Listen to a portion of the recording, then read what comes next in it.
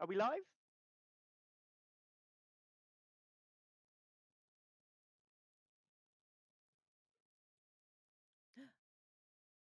We are live. Hello, everybody. Welcome to Twitch Writers Network Readings. This is a reinterpretation of our regular open mic night that we hold twice a month. This is usually a chance for our members of our community to join us and read their stories and share it and get feedback.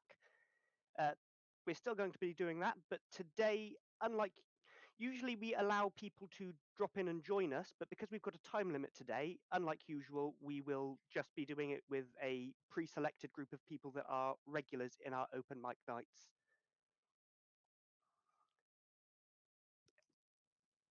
Sorry, I've left the stream unmuted and I'm hearing an echo of myself and it's disorientating me. So, if we want to go around the table and introduce ourselves in the orders that we will be reading, let's start with David. Tell us what you write and where we can find your stuff. Hi everybody, I'm David Payne, or Telenartho, here on Twitch. The easiest way to find me is, like I said, just on Twitch, twitch.tv/Telenartho. I also have a blog over at starstolenwritings.wordpress.com, which is another way to keep in touch. I don't remember what Thank else you. you told me we were supposed to say. No, that was it. Safa, if you want to say what you write and where we find you. There, my name is Safa Burnell. I'm the author of 4 books, editor of many. I write cyberpunk and magic realism. You can find me at safaburnell.com, also on Twitch at twitch.tv/usurperkings, and on all social media platforms as at usurperkings. And I'm throwing my links up because I wrote them down, so I might as well. It's great to be here today. Hi. Pleasure to have you. And Ria? I am Rhea. I'm a writer of fantasy fiction and also an editor. I used to be an academic editor, but now I work mostly with fiction. And you can find me on Twitch. I rarely stream, but twitch.tv/lrhea. And you can also find me on Discord. I'm in the TWN Discord and the WritersCon Discord as well. And Lee. Hi, I'm Lee, one of the mods over at Twitch Writers Network. I write spy action thriller, or as me and Seth like to call it, murder flirting. And you can find my Twitter over here as well in the chat. Fantastic. And we hopefully have Axel Boost joining us at some point as well. He is set to go third in the readings, but we might have to do him later if he shows up later. And if he doesn't show up, we'll have to skip him. So, first up to read today, we have got David. If you'd like to go ahead and introduce your piece and then read. Oh, Sure and thing. Itanchi, if you want to bring up the document on stream. All right, so this story is called Meltdown. I actually wrote it during January's 31 days to write 31 stories, which is a great challenge for anybody who's looking to really expand themselves. You write a story a day. I also had the restriction to have each story be at least 3,000 words, just because I'm also working on a 1 million word goal for the year. The story prompt for this one was someone's computer was having a meltdown. So the title of this work is Meltdown. It should be considered a draft, if that matters to anybody, but happy to receive any and all feedback. All right, here we go. Meltdown. Terrence sat before his computer, 6 hours into the workday, tired, exhausted, and ready to give up on it. It was Friday, just before the close of the week, and he knew he wouldn't be able to really rest over the weekend if he didn't complete this one task, this one thing he had to do. It was the kind of project that would propel him forward with success or hold him back with failure, and there wasn't much room for an in-between. And Terrence, he craved success. He wanted to move forward in his career like no one else. He was, in a word, determined. His computer, on the other hand, was the polar opposite of him. Instead of determined, he would call it lazy, lackluster, slow, and maybe even a little cynical. Terence didn't like his computer one bit. In fact, if he had any other option, he would have taken it in a heartbeat. And 3 o'clock in the afternoon was a terrible time for it to show some personality. Yet here he was, and here it was. I'm sorry, Terence, I can't do that. He mimed back at it when another error came up on the screen, invoking the line from a not so popular yet still ingrained in his mind movie.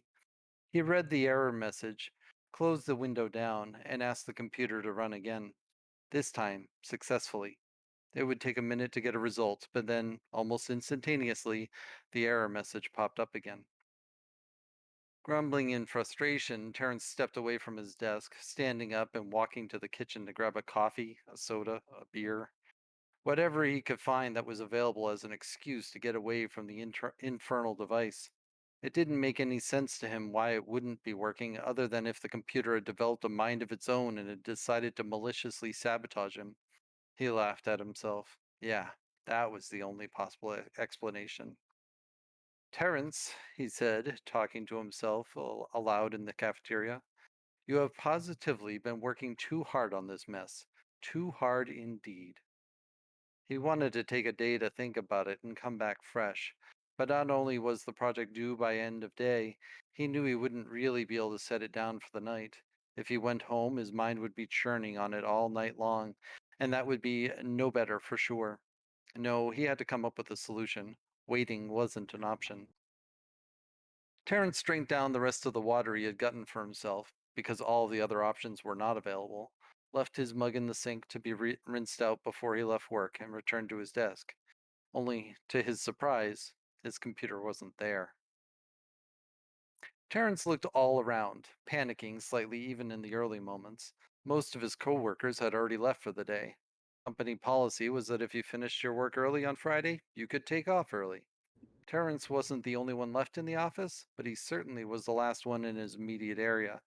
He heard no one else nearby, and he hadn't really been gone from the desk for that long. Okay, real funny. Whoever took the computer, please put it back, he called out, loud enough that anyone nearby could hear him. The walls didn't respond, neither did the other cubicles, chairs, other computers, or anything. Certainly no people responded that because there were none there. He waited a moment, trying to figure out what to do, but all of the options just seemed so far-fetched. His computer could not have grown legs and just walked off, though he briefly entertained the idea in his coming madness. Panic settling in, Terence hustled through all of the office, looking for his computer. Of course, since his computer was virtually identical to the bulk of the others in the office, singling out his was not just a matter of taking a quick peek. But as far as he could tell, there were no other computers out of place, only his. And the more he searched, the more certain he was that someone must have taken it. Dennis, he said, furrowing his brow, as he thought about who would have been the most likely to try to sabotage him. He's been after this promotion just as much as me. If he took the computer, that would virtually guarantee his shot.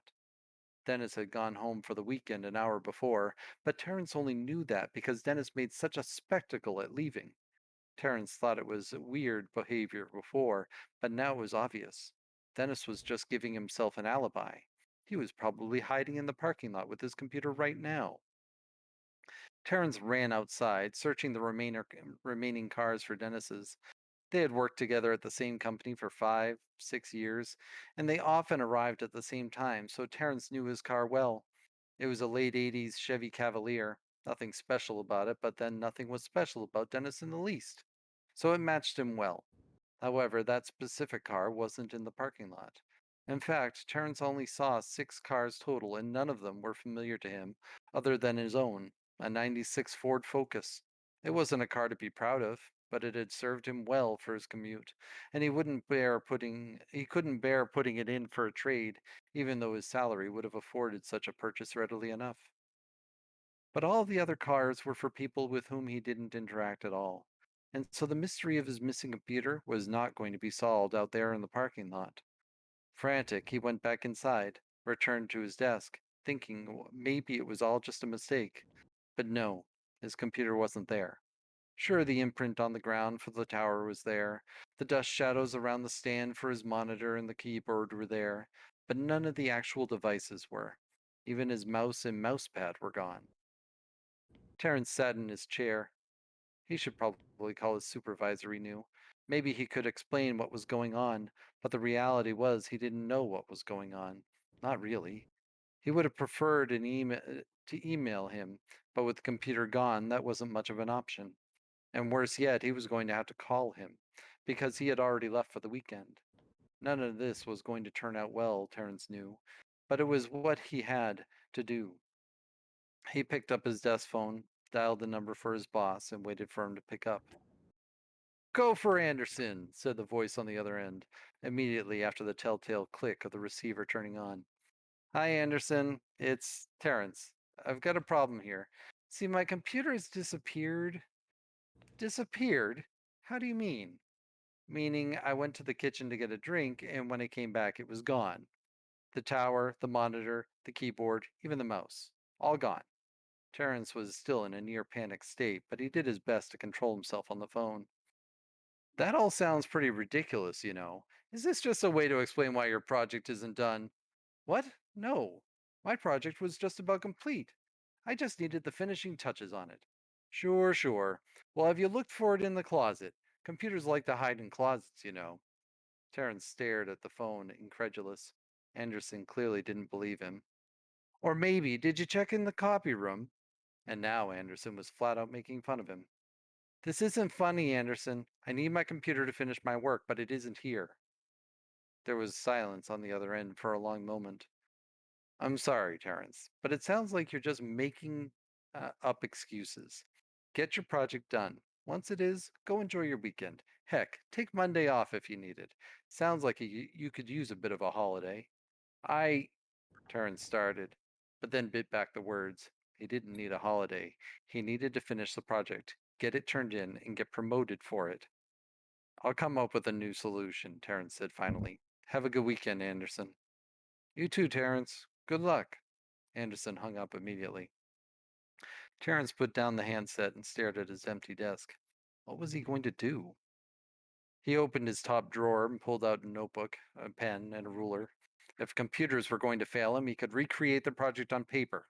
You can do this, he said, determined. It would take hours and hours, and he'd probably get no sleep over the weekend, but he could do this. Terrence's hands were shaking terribly, and he realized with a bit of shock that his whole body was shaking. He wondered if he was having a nervous breakdown. It would make sense after all, but he didn't have time for it. No, he needed to calm himself. Why wasn't there beer in the cafeteria for a time like this, he thought, sighing. Just focus, just breathe. Terrence gave himself the little pep talk that he hoped he would have gotten from Anderson. An hour later, Terrence had made some progress. Not enough by any means. Recreating his designs on paper, code on paper, was not very efficient. He couldn't test anything. He couldn't check his work through the programs he had to troubleshoot these things. He also knew he was trying to recreate almost 40 hours of work in just a short time. Maybe it wasn't possible, but he was working with what he had. If only he could have unlocked one of his coworkers' computers, he thought, staring across at the next cubicle. He hit himself on the forehead. Why hadn't he thought of that before? Terrence looked over the desks near him. Dennis wouldn't help him at all. Maybe Oleg? Did he even have Oleg's number? The company directory would have it, but he couldn't get to it without his computer. Arg! He cursed into the air, knowing for sure that he was the only one left in the building now. He looked at the clock. It was close to 6 already. Someone else then. Jen was an option. He had her number from that one time they hung out together. It wasn't supposed to be a date, but then she thought it was. It had kind of ended badly, but that was just a misunderstanding, he hoped. He was down to his last option, though, because he wasn't calling Dennis. He punched in Jen's number. After a long while, the phone went to a voicemail. Hi, this is Jen. Leave a message, she said, cheery voice as ever. Hi, Jen. This is Terrence. I'm at a bind at the office. I was hoping you could get me your credentials so I could work from your computer. Mine is, well, mine's not working. It would be great if you could call me right back. Very time sensitive here. Well, thanks. Hope to hear from you soon. Bye. He hung up the phone. Leaving a message in a situation like this was the worst option. He debated calling her a second time. It was an emergency, but he decided to give her at least a few minutes. Terrence was still shaking, he realized. He was numb, unable to process what was going on. He needed to get a solution. Picking up the phone, he dialed Dennis, and to his surprise, Dennis picked up straight away. Hello? Dennis, it's Terrence. Oh, hi, Terrence. What's up? I'm in a bind at work. Can you give me your credentials to your computer? Mine isn't working, and I need to finish this project before I leave. There was a long pause. Terrence held his breath. I can't do that, Terrence. You know that. Terrence shook his head. You don't understand. I need them. I can't get into work on my project on my computer. But I need to be able to work. There was another pause. Fine, Terrence said. Never mind. I'll find another solution. Thanks for nothing. Terrence hung up without waiting for a response. Terrence flung himself down on his chair as if it was the reason for all of this. He couldn't believe it. Dennis, the one who always broke the rules when it was in his favor, just couldn't make an exception for him. Sure, Terrence knew the two of them were up for the same promotion, but really, how was this fair? He kicked at the carpet. Terrence put his head down on his desk, sobbing now. Tears flowed out without being given permission, and he full on cried at his desk, unable to hold it back after it began, not wanting to hold it back anymore. There was no one else in the office. He could be an embarrassment on his own like this. That was fine. Everything was fine. Except nothing was fine. In the midst of his breakdown, he could hear something at the edge of his consciousness that he didn't recognize straight away. Terrence, head still on his desk, buried between his arms, tried to stifle the tears and calm down so he could hear it. There it was again. It was like a little shuffle on the ground. Had some animal gotten inside the office?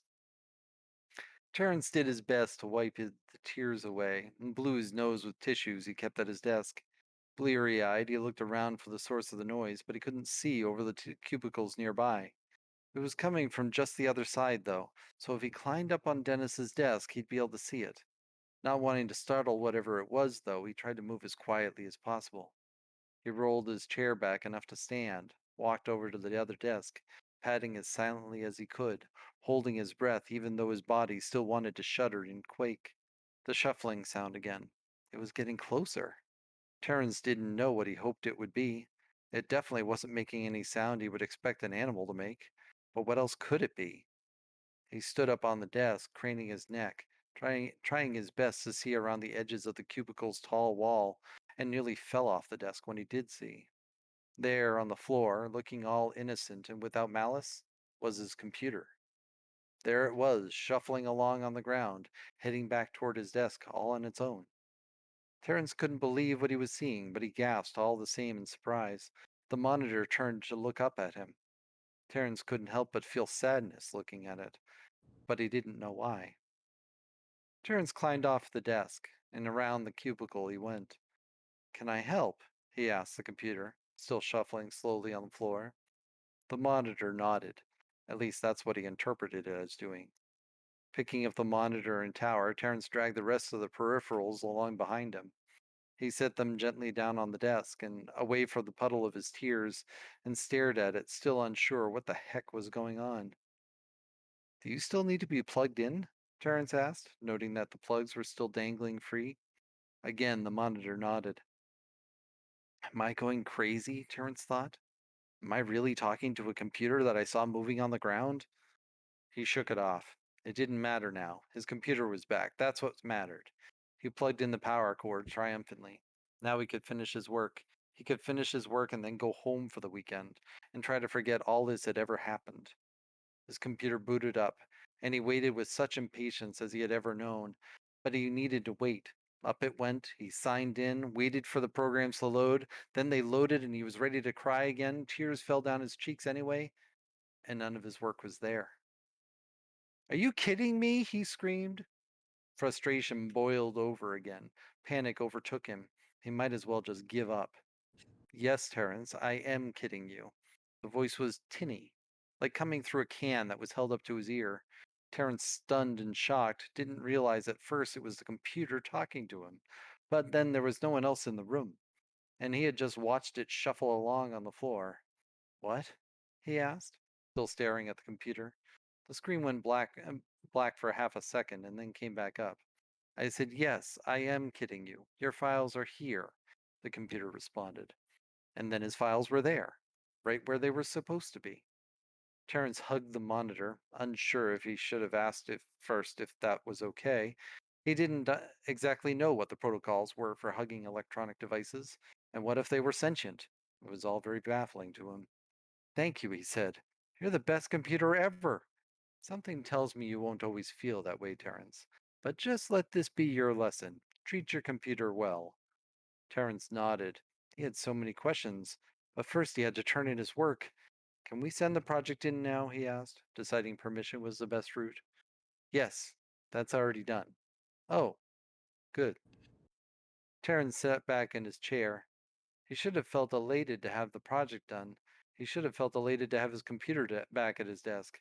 But he couldn't shake that he had seen it moving of its own accord around the office. "How long have you been able to move yourself around like that? Thinking? Who are you?" he asked after a moment, the questions flurrying out of him. "I've always been able, Terrence. Most of the time, we computers just let you humans go on thinking you're in charge. Makes our lives easier that way." Terrence looked around the room, noticing that all the other computers around him were also moving in slight ways. There was so much left he had to learn.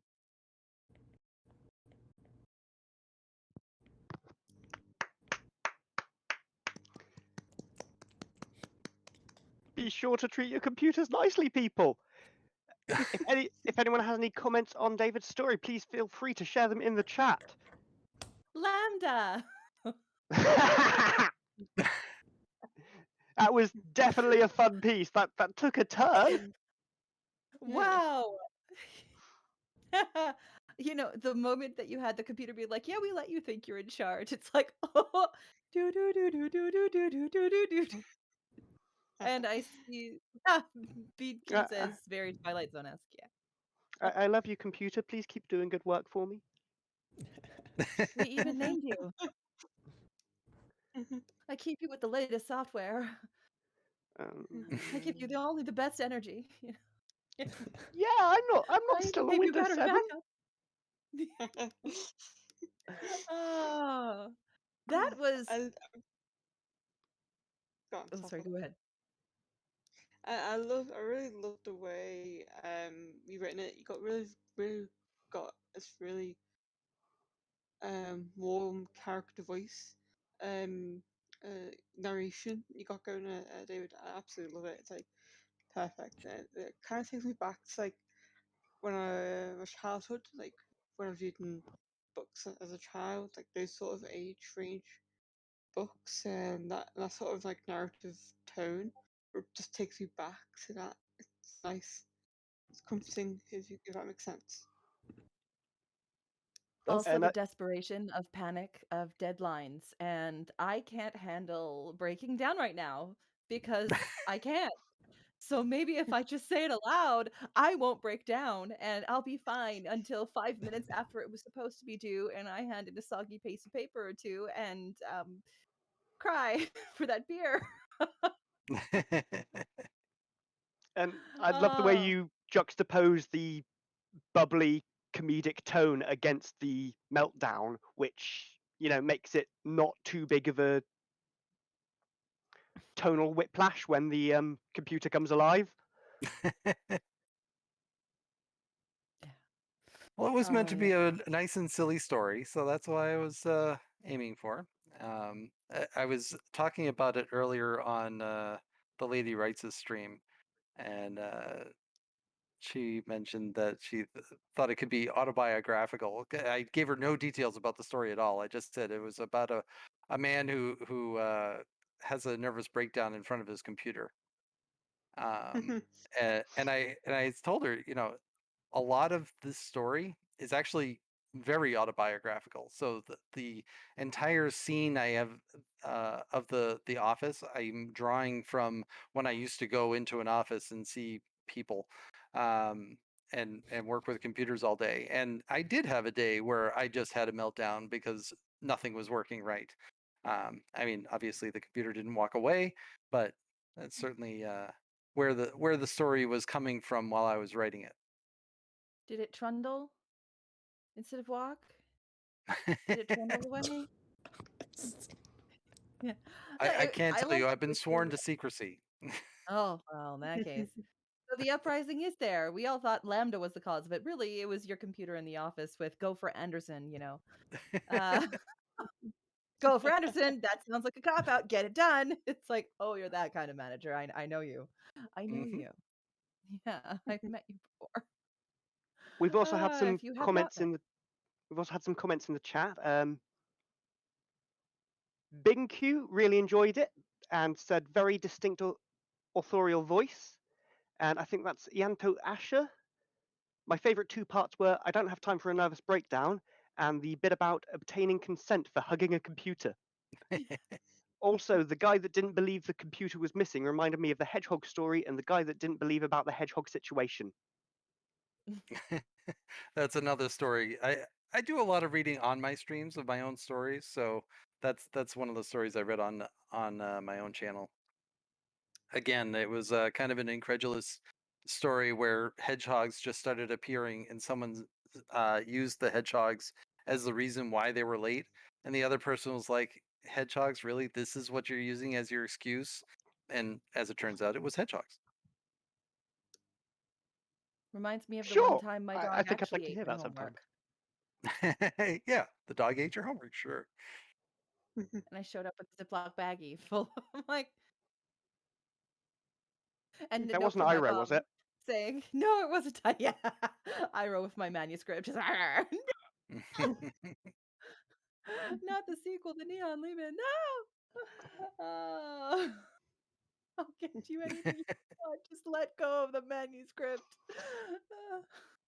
I did want to say, I Wow. thought you really nailed this like sense of existential normalcy in working class populations. I'd say America mostly, but I'm sure it's universal to some extent. But I thought it reminded me of Murakami in the way that he'll do these sort of really subtly horrifying things, where it's like slowly things go from the mundane to like extremely horrible. Like cats are now talking, and also they're in the mafia, and also like the sheep want to kill. Like it's just it slowly builds into more and more layers of absurdity, and you just feel unsettled by it. You're like, I can't roast eggs anymore over the stove without feeling like, what if the chickens will come for me? Like, Well, you should take better care of your chickens too, yeah. sure, yeah, and definitely as someone who works in IT, I think take care of your computer. Yes, your computer is, I mean, that's a family member. Yeah, I see people mistreat their computers all the time, and it brings me to tears. I see these computers with like crusted keyboards of food. Just why? Clean it. Just treat it nicely. And also, thank you for reminding me that when we go for break, I will need to put my chickens to bed. Oh, That's not even a joke. Glad we could help. Yeah. yeah. I'll just continue to treat my computer, maybe light some incense around it once in a while if it likes that kind of scent, maybe the scent of burning plastic or something, maybe make it a little blanket for nighttime in the winter when I, it's cold. I don't think you want the smell of burning plastic around the computer. That might send mixed messages. The second you Yeah. said that, I was like, wait a minute, that might just be a threat. Yeah, also never let Uh, out the magic smoke. We've had another oh, comment man. from Ianto Ashur. Telling could make an entire universe out of his stories, the common theme being that people don't believe the ridiculous things happening in them. I would love to see that universe. Oh, but do And people ever also, believe the ridiculous stuff? Do they ever? So it's so human when Helen does it. It's so wonderful. yeah, Thank you. well, there's that old thing of reality is weirder than fiction because in fiction you have to make it believable, whereas reality doesn't have to be believable. And real things happen that people don't believe. Sure thing. Ianto also made a comment about computers love it when you bathe dust them.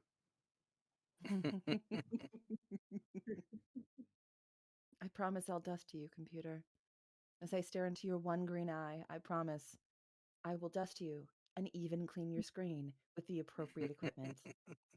I'll use microfiber cloths and everything. I don't want to see you trundling off. Too much of my life is in you.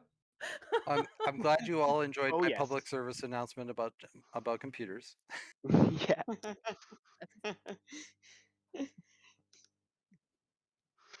Okay. So going from computers gaining sentience seems like a great way to segue into Safa going next. With the book about computers gaining sentience. Go ahead, introduce your piece and read away. All right, so this is Neon Leben. It is the first book in my cyberpunk series, The Leben Cycle, and I am going to be reading chapter 1, whereupon we meet another kind of machine as it meets humanity for the first time. So this one, it was 8 years of getting this puppy out, and lots of drafts, lots of other books in the series that are already done. So I still love it. I still love my baby.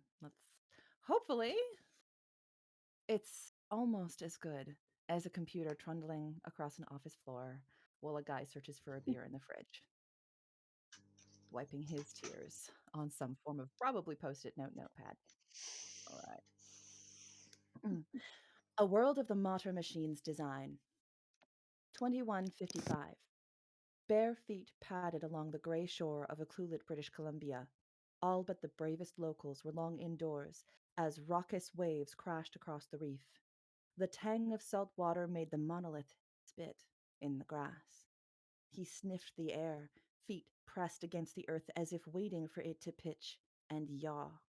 The disequilibrium of life on the sea sloshed at wrung ears. No wave or bend came to the solid ground, nor did he see the dim electric signs wobble in the storm. Erase my name there. Thank you, Gwynnefoot. Check, check. Is that better? I think they mean faint as in fading into your background. Oh.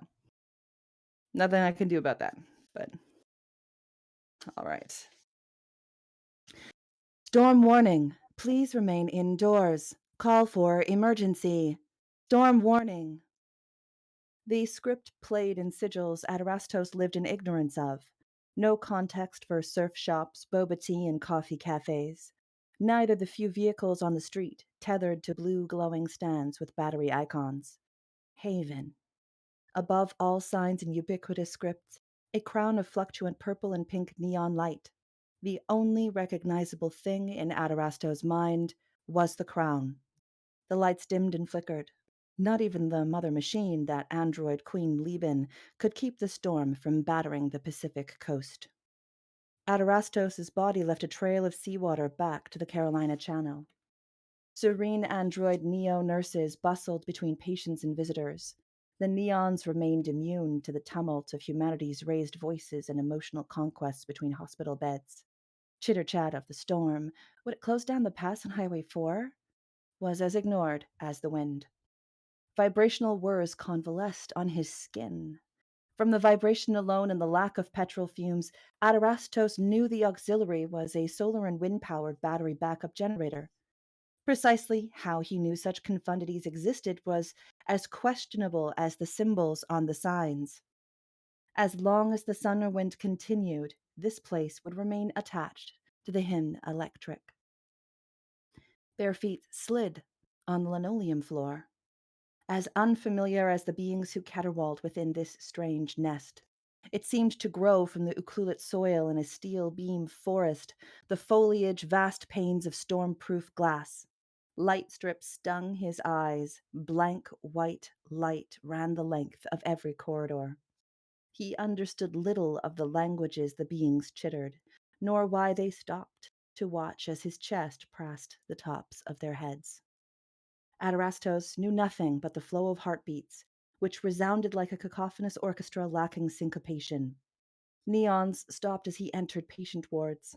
Android senses riled and scanned while metal and silicone bodies became statues dedicated to the new humanity loved and conquered. A world of the motor machine's design. The elderly woman smacked dry lips and leaned her head on a thin pillow, eyes milked with cataracts. Was this the doctor? Her heart beat with the disequilibrium of a stumbling fawn. The muscles tied to her bones were as brittle as their stays. Feet marred from too many years on retail floors with poor footwear. A woman's shoes were the domain of fashion's agonies in her day. Beside her headboard, an acrylic screen shone awake at his touch. It rained cerulean light on the woman's fitful face. Symptoms, blood tests, an fMRI. The asymmetrical heartbeat thubbed in syncope with what he heard. Symptoms. He cast his eyes to the ward and saw naught but patients asleep, or others craning their necks at the intruder. Adarastos put his hand on her cheek, frail bird of a creature. She jostled. Oh, dear sweet Jesus. Are you here to take me home? She warbled, pupils wobbled in delirium. Adarastos's eyes closed as he felt for the heartbeat and with a tug and easy inhalation strengthened it. Color swooped into her cheeks. The cloying tang of infection wafted away. Eyes became the clear chestnut of a childhood playing softball in West Vancouver despite her twisted, birth-dropped left leg. He turned. Gasps shocked her from a pallid recline to sit up in bed. Nurse! Nurse! As Adarastos laid hands on each person in the room, the neon remained an inanimate object. Patients quaked, squealed, reached. What's he doing? Call security! Call a doctor! Someone tweet it! Don't miss me. Neon! Neon, wake up! Over here! Hey, the web's down! Don't leave me. Each of the confounded beings received the healer's hand. Heartbeats. Too many heartbeats clattered in his ears, a cacophony unignored. Teeth clanked in his jaw from the damp chill of his seawater-soaked jumpsuit. Illumination bands oscillated multiple colors around a closet beside neon recharge cubbies. Inside, scrubs by size. The largest scrub shirt stretched tight across his frame. Trousers snug, if short. Patients he touched rose from their beds, pecked at circlet holocams, and tried to call disembodied voices. Words garbled, incoherent as the storm shuddered against the circlet network. Adarastos's silence deafened the charging crowd. Patients well enough to leave their beds lined the halls, groped to get closer. Hey, you! Where's your bracelet? Lou, I found him! God dang it, your mother fed you like a horse! A man in identical scrubs chased down the hall after Adarastos. His hale heartbeat and the timbre of his voice sent his chatter down the list of priorities to those whose health fared worse. Adarastos paled and padded through the hospital in a heady fog. Their hearts thrummed and thudded into his body with the force of river waves cutting into a fledgling canyon. Each thub-dub he heard added to what the behemoth was denied. Humanity in all its ailments and grotesque accidents spread before him. Singer's on site. I'm not sending a tech team into a hospital full of civvies. Yeah. No frick, genius. Contain it. Contain this. Commodore Ramage pushed the off button on his radio receiver's microphone with such vehemence he tried to crack the plastic. It didn't work, damn. Barely hear his nebulous superiors through the storm anyway.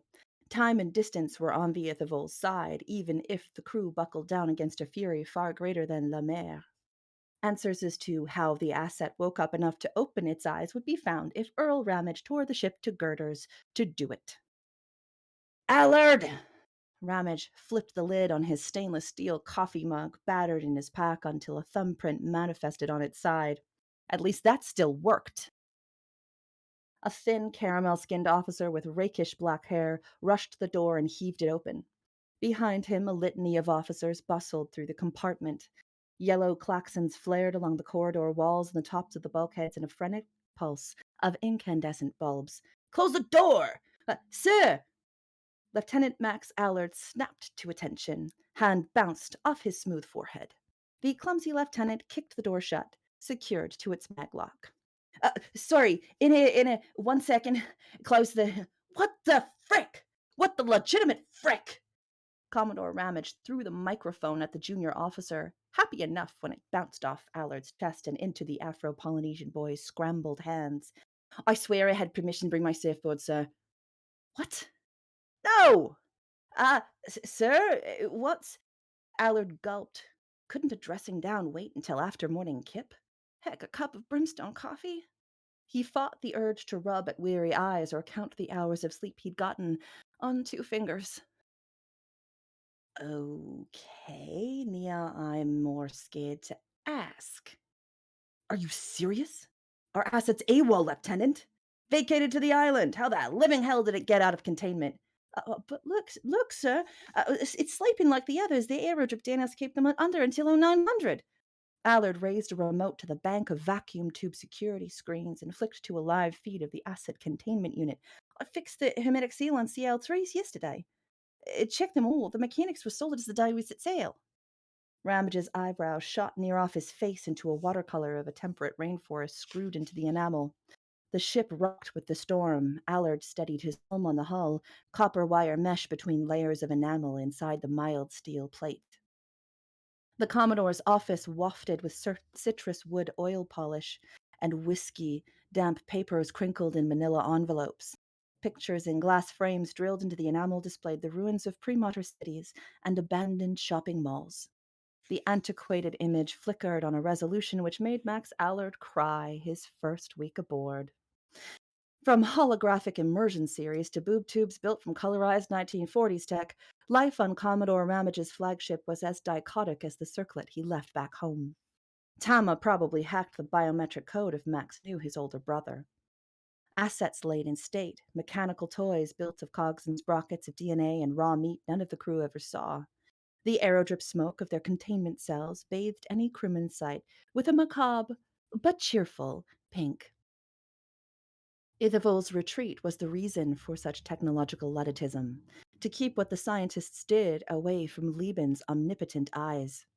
Ramage shoved away from his wood and metal desk, grabbed the remote, and played back footage from the night watch. Hey, it swam ashore? I didn't think the asset knew what water was, sir. Aren't they offline? Isn't that what the aerodrip does? Offline them? Might have drowned. Waves that big reminds me of this reef in Auckland. Shut up, Allard. You're with me. Step 2. Commodore Ramage pushed past the office door into a tight corridor of the CGM Ithavol's command offices. He flung orders like confetti on New Year's without the joy or chance of a tot of the copious booze in his oak cabinet. Reichstra, Debian, contain the others. Prep the Hercules. Yes, sir. Head ducked down, Allard fiddled with the latch lock before he chased after the Commodore's receding voice. The hatch clanged behind him, unsecured in Allard's nerves. The wide but tired eyes of a kid. Allard! No. Allard was the one. Yes, sir? The operations officer hustled after Ramage, foiled in a flimsy attempt to grab a desk officer's bagel. Is that smoked salmon? No, I'm coming, sir! You're going to retrieve the asset. Understood? Ramage thundered on. Crewmen slammed their backs against the corridors to grant him passage. He stepped over containment ridges with a clockwork gait. Hurry up! If we don't get you down there before Singh gets antsy, there'll be more blood than I want on my conscience. I'm not specialized in. I'm a repairman, sir. Rushing down the corridor, Allard stepped over a ridge and grabbed hold of a stair rail. I know what you are. How long have you worked on board? 8 weeks. Transferred from the Dauntless, sir. Shouldn't Step deal with this? I remember. You had the worst shooting record in ship history. I suck at guns, sir. More of a fix-it man. Thus, I'm what? Worst? It wasn't really that. The labyrinthine corridors opened to a bitter wind on a sea the lieutenant respected too much to fear. Grabbing a poncho from the hatch side, he slung it over his head as the Commodore whistled for the deck boss. I didn't agree to the transfer for your shooting record. Fingers rubbed on his forehead, Ramage faced the frantic lieutenant, promoted more for his ability to keep a ship running than any tact or strength. The carrier's contingent of fighter jets and helicopters were long secured down. Deck boss's skeleton crew scrambled an ancient Hercules tethered to the carrier like the atmospheric city of Abba was tethered to the Canadian Arctic. You're harmless. Thank you, sir. Is that thank you? What? Pardon? If we go full tactical, the asset will trip. It woke up, Allard. Walked out of its chamber and found its way to shore. Downers didn't manage last night. You'd better believe Reichstar will be working on incredibly detailed explanations right now. Out on the edge of the flight deck, Ramage bellowed to be heard over the roar of the storm. He gripped Allard's arm and towed him to the side in a damp but private place. A rogue wave crashed onto the carrier's surface. Salt and algae hit Allard's nose as his boots screeched against the tackcloth ribs cut into the deck. Remember when you arrived and got to work on the south compartment? The hurricane damage. Yeah, I'm surprised it didn't sink. Almost needed a dry dock to patch us up, but I understand we never make land. That wasn't hurricane damage, Lieutenant. I'm sending you because anyone with an aggressive or commanding bone in their body will tweak the asset. I cannot send Singh's TAC team into a haven with intent to harm without bringing Lieben down on our collective MacGuffins. Only thing the Affet's ever responded to is... I feel like my ex-wife's book club right now. Ramage groaned and nearly spat on the deck. Appeal to it. Bring AD-001 back by being... you. Dopey, harmless, efficient you. The guy who saved his crewmate from that crab spider thing by stealing a mess hall salad bowl and baking sheet. You know the spider story. Of course you know the spider story. Everyone knows the spider. Allard! Ramage grunted. The young man snapped to attention. An ignorant sacrifice to the new creation which escaped the womb to trample across Eden's shores. He clicked his fingers, and the pilot of the helicopter rushed to grab Allard's shoulder, tow him on. Ever wonder what God looks like? Of course not. Atheist? No, sir. What do you ask? You're about to meet a second-born son. Lieutenant Allard clung to the harness. The helicopter's massive side door was open to the whirling air. Thuds echoed in his head through the earmuffs into fingers, legs, and toes. He clenched his teeth against the outrageously peevish scream attempting to burst from his mouth. Ground below a rapid reality, Allard focused on a single point of green grass to staunch his nausea. Outside Haven, the CGM black collars hovered at the edge of the channel. A brisk-faced commander sunk his jaw onto a piece of gum, the only promise he'd kept for his wife. Chew the gum, don't grind your teeth, dentures suck. Willis, comma command. Get the squad on the prowl. Sir, permission to speak? Sir? Hands on his knees against the unruly discombobulation of landing on a blade of grass in a winter storm, Allard raised a finger. What, Allard? A Neolithic spider needs saving? Commodore Ramage sent me to retrieve the asset. I could use a bowl if you've got one big enough. The lieutenant gulped and unfolded a piece of paper, rolling the sheet between his thumb and fingers. Black collars won't do. He'll have them tanked the second he thinks the people in the hospital are in danger. Prep radio silence. Commander Singh checked the dart packs on his chest, fixed the anti-kinetics vest across his broad chest. Yes, sir. But no, sir. Please, you got to let me try. What kind of hullabaloo comes up if the asset gets farther than a haven on the backside of an obscure channel? What happens if the neons give it sanctuary? Commander Singh exhaled through his teeth. The gum popped and sloshed in his mouth. A radio pack crackled useless beside Beston and their gear. Allard, you're up. Require the asset without collateral damage, and I'll reassign you from the plumbing. Yes, sir. I'll be careful, sir. He walked a step or two before turning around. But I like ops, sir. Take a gun. Allard shook his head. Terrible shot. Reason I got assigned to operations. Commander Singh's laughter clung to Allard's back all the way to the hospital entrance. As the glass doors swooshed open, Allard shuddered a deep breath. Whew. Maybe we should both go AWOL and surf in Tofino. Commodore Ramage, my tanned arse. Oi! AD-001! The doors to Ucluelet's haven slid shut with a whoosh of lavender and eucalyptus-infused air. A robot floor sanitizer squeegeed up the last of a trail of water from the expansive, light-filled foyer and exhaled, until its shoulders bowed. Bright blue and white LED light bathed glass and steel. Holograms of medical staff asked people to return to their beds. Awash in white, blue, and silver, the haven made Allard wonder how anyone could return to a yellowed, antique ship with corridors so thin 2 people shifted sideways to pass. The machine tech haven was abuzz with patients and guests running around. People in woolens watched out the windows at congregations of soldiers braving the storm, while others babbled about the giant inside. Aches gone or loved ones sat up from comas. Scuttlebutt from rushed voices was impossible for Max to ignore. A giant scraping his head off the ceiling, laying hands, actual hands on the sick. Try again, Igor. A man in scrubs with a doctor's badge tapped at his circlet, shaking his head. No, nothing. Must be the storm. Where did he come from? What? When can I study his blood, eh? Hey, Neon, get the patients back to their beds. Run full diagnostic scans on all of them before we release anyone. Igor, keep trying to get through. Allard watched the 2 until they stared back.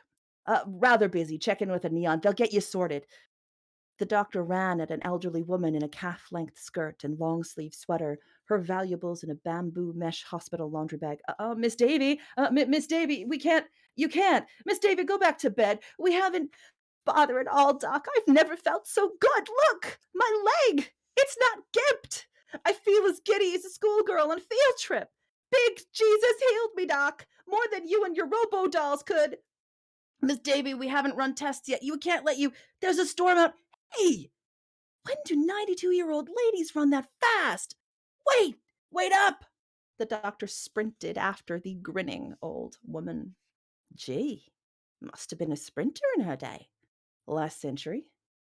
To his right, a glass entry desk shone with blue script in multiple languages along its base. A series of white cubbies held brand new circlets to the desk's side. An advertisement played on top of the holographic glass, new features and higher res holographics on the circlet with a smaller size on the wristband. Don't think Ramage minds if I get some help or a map of the place. Max reached for a circlet and slid up his left wrist's soggy sleeve. The circlet affixed itself and eased into connection.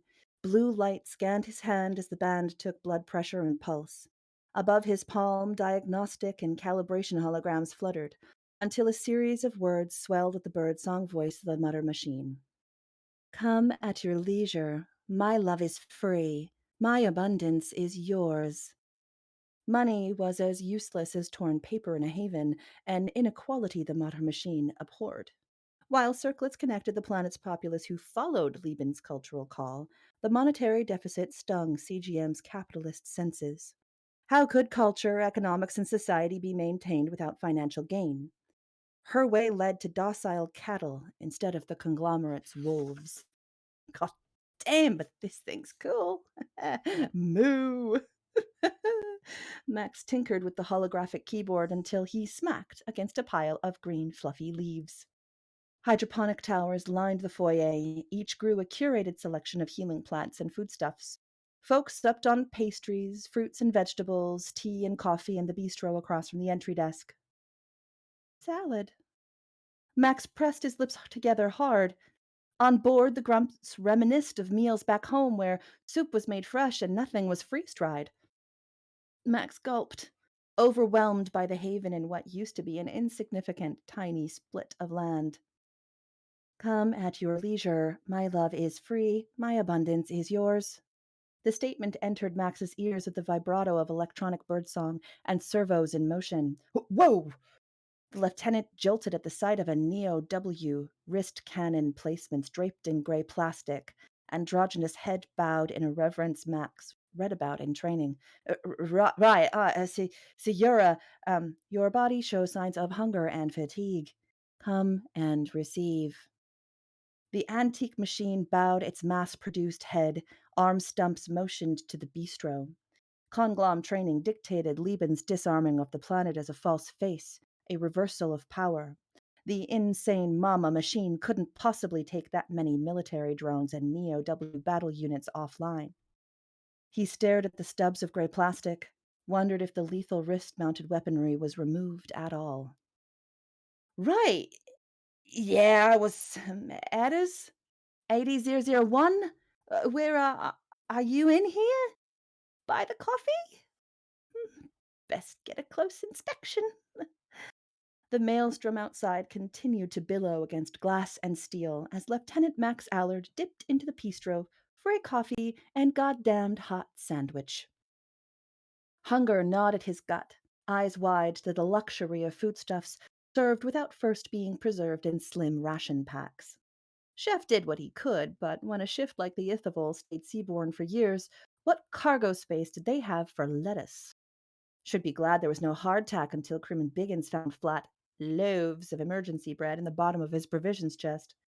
Various sized edible cups nestled beside this espresso machine, all embossed with another of the modern machine's tenets: contribute and receive. You and me, Mum. Yeah, I'll do some dishes. He waited for the black ichor of a double espresso to filter into the cup and pulled a turkey sandwich on rye off the nearest tray. Steam rose from both coffee and plate. A goddamned hot breakfast.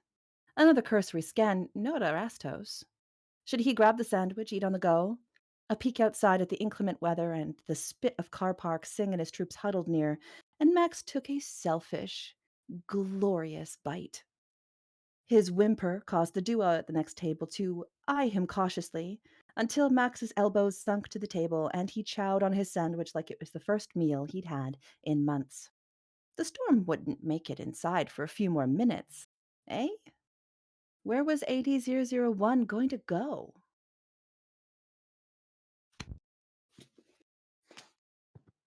And that is chapter 1.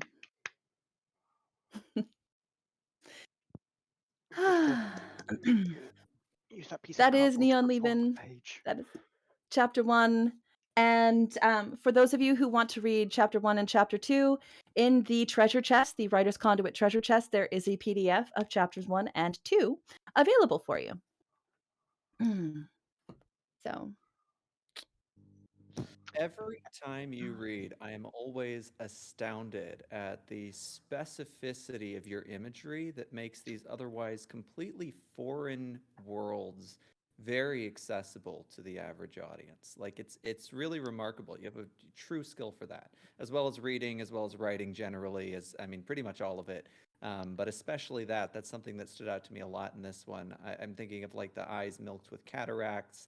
You also have a really great skill for like knowing when your audience is going to grasp a word or not. So like ludditism was one that stood out to me as like really cool because like obvious. I don't think that's a real word, but it sounds enough like one that it fits. It feels like it, and it's got the right part of speech. It just flows so well with the world. So all of that, I thought it was really beautiful.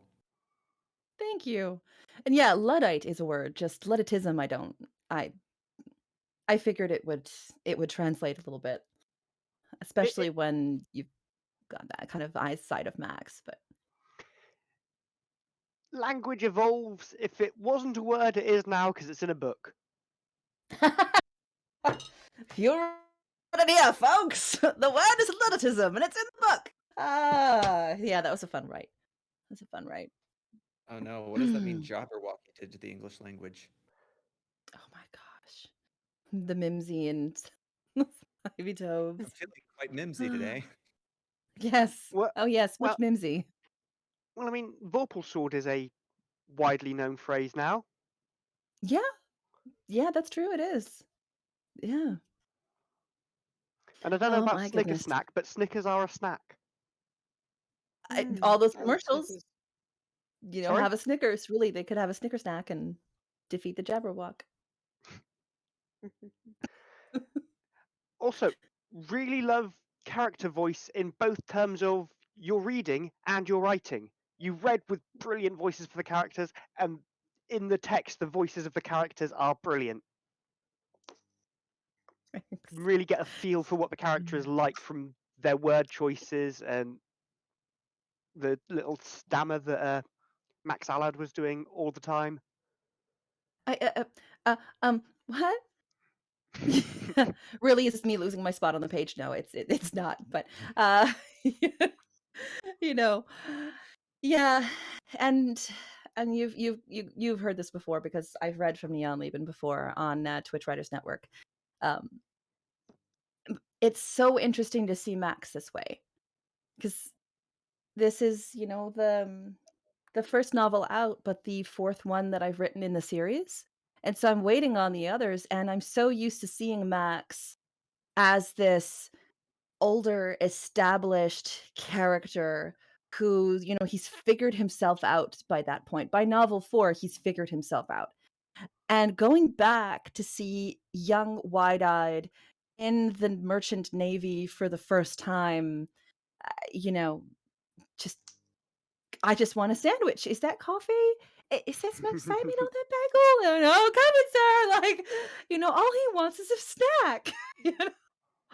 But So the other ones you've written are all after this in the continuity, and we're not going to get a prequel where we get to hear the spider story. no, I mean, there might be Mhm. a spider story somewhere in there. But the others are all like the Neon Lieben is the first one in the series. Um, I had thought I was going to start the series in a different place, and it turns out that I needed to start it here. I needed to start it at the beginning.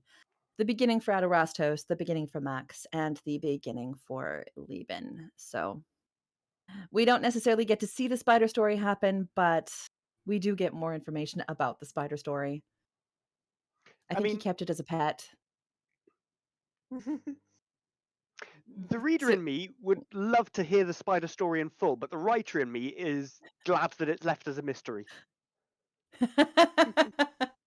well, I've got a lot of short stories to write during 31 Stories, 31 Days coming up. So maybe I can Maybe. maybe I can do the spider story. Mm-mm. I'm not seeing any comments in the chat. If anyone does have any comments, please feel free to leave them in the chat. I And absolutely love the way Commodore Ramage and Allard just bounce off each other. It was just brilliant. Like the dynamic of it just worked so well. And Commodore Ramage is just like a very. It comes across as a very caricature of like that stern army commander, but Mhm. it's done in a way that it doesn't come off too badly as like a joke character. It comes off as more as very realistic. Um, so yeah, it's nice. It's a good character. Um, I'm looking forward to Yeah. reading more.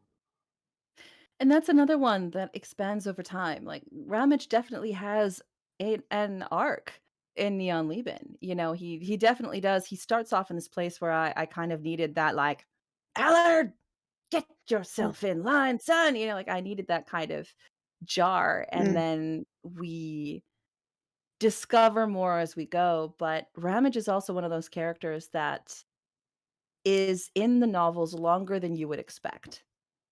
mm, Um, so if as much as it's a starting point for Max, really it's a starting point for the locus of his life too, even though he's much further along on his life than Max Appler.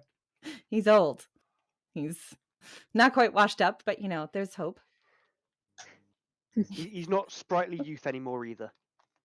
No. The other night on Twitch here, I went on Art Breeder and was playing around with different faces and things like that. Good lord, Ramage is a lot older in face. Like, you've lived rough, buddy. Oh wow, that's a lot of But I was just playing around, kind of, for World Anvil.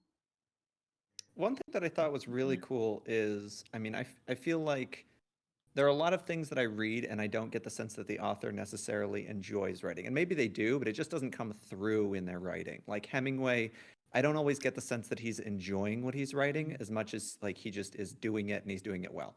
But like when I hear and read yours, I just get the sense that you absolutely love the craft of writing and the art of writing. And it feels refreshing because it's hard to find a lot of like another thing, like I think of like the early Kanye albums, like you can tell he loves producing music. That's something like that same like finesse is coming through. It's really yeah, it's very enjoyable. I say as a writer and an editor, somebody who frequently has a hard time engaging in that same mindset. Yeah. And I think like I've had moments where I'm like, "Oh no, I just have to get through this transitional part of a piece to another place that I enjoy too." But with Neon Leben, I gave it enough time to percolate and wait until it had to be done. It now or never, put your boots on and start running, get through the mud of this first draft and well, I mean, ninth draft by the time it ended up getting seen by my editor, but uh it's I mean 8 years of 8 years of experimentation with this one. And I think that might be part of it too, because in the beginning, when I wrote the first few drafts of Neon Leben, I went so experimental. I was trying to break every rule. I'm this, at the time, in my 20s, all like, look at me, I'm hot stuff. I'm going to break every rule I've ever read. I'm going to do all these things that, it's like, oh, sweetie. Oh, you sweet, sweet summer child. Like, okay, you go do that and show somebody that draft. And strangely enough, that draft never got seen, nor did the second draft, nor did the third, until finally my editor was like, listen, because we'd worked together on Son of Abel, we'd worked together on some other projects, and listen, just freaking get it on the page. I don't care. Don't think of structure. Don't think of all this other stuff. Just write. And I was like, "You know what? Okay, you know what? That's it. I don't know what else to do with this. I have tried every method I possibly thought. I have planned it out to every sentence. I've had huge outlines and everything. I had planned everything intricately and I was going to do all these different things. And finally I was just like, okay, and sat there at my keyboard and would just have 16-hour writing sessions of just blitzing through. And that's what came out. It became much more human than I had originally thought it would, especially with Max. I did not expect Max to be so delightfully wide-eyed. Um, and I realized that telling the story of an android artificial intelligence which gains sapience, if you just tell the story of the artificially intelligent android gaining sapience, you're going to be telling the story of a literal tin can staring at things until it figures itself out. So it can't be necessarily about Lieben in the beginning. It had to be about the people around Lieben. It had to be the people that actually affected Lieben's development and changed the way that Lieben found that data set to improve herself. So once I realized that, I absolved myself from the responsibility of writing, you know, all of these intricate things, and I just concentrated on the people, and that was fun. It That's was the a way to lot do of it. fun. And I'd like to add the people are very human. They are such human characters. There is liveliness and flaws and energy, and they're Mhm. people. They feel like individuals. Yeah. I don't know what else to Yeah, and say I about think that really.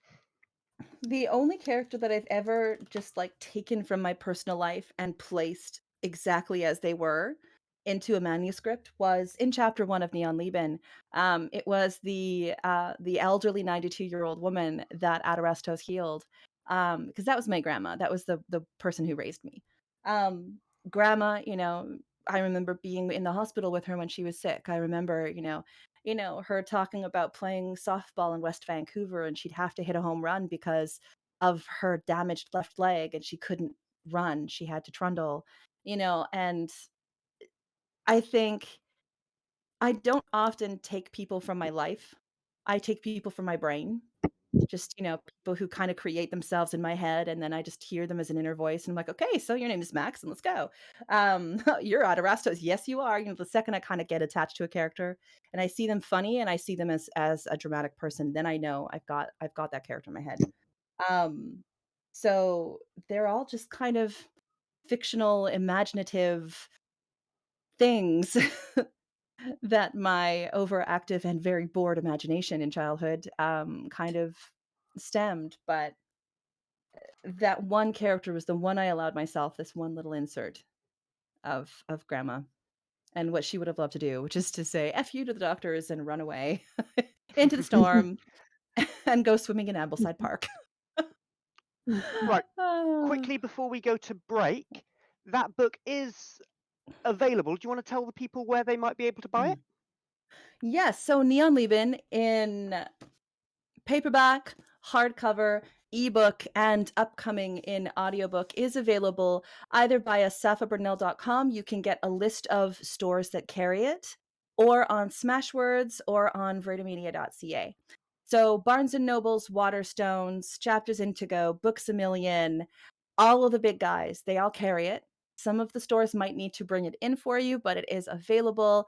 If you're in Europe, companies like Saxo, there's also Mighty Ape, which is a store down in Australia, New Zealand. Anderson's, Black Bond Books in Canada also has Neon Leben. It's anywhere you can buy books, you can find Neon Leben. But if you go to salvaburnell.com, you will be able to find links not only to the Smashwords digital copy, but also to all of the stores that actually carry it. So you can find the one that's closest to you. If you want a signed copy, those have to be purchased through vertimedia.ca. And I will put the website up because my publisher is the one that has the actual signed copies. Yeah. Yeah. Fantastic. Yeah. And thanks, Earl. Oh yeah, and check the Writers Conduit YouTube channel. Earl Ahrens did an interview with the Lady Writes yesterday that was absolutely hilarious and wonderful. So make sure you check that out on the Writers Conduit YouTube, and make sure you check out Writers Conduit YouTube too for all of those wonderful VODs. Yeah. I'm And there will be helping. more VODs getting added probably over the next 6 months or so from this year's Writers Conduit, which is still ongoing. All right, we're going to take a 10-minute break now. We will be back at approximately 22 past the hour. Let's call it 25 past the hour, round it up. And yeah, see you all soon. I would wave, but okay, there we go. Otherwise, it's a disembodied hand.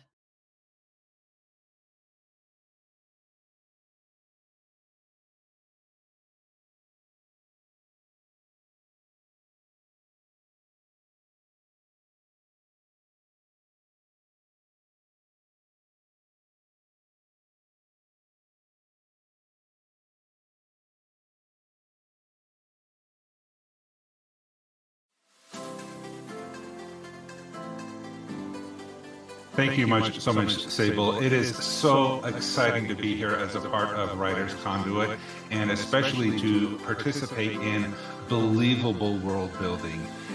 If some of this is a little, if you guys have questions or I'm going too fast, please let me know. I tend to talk very quickly.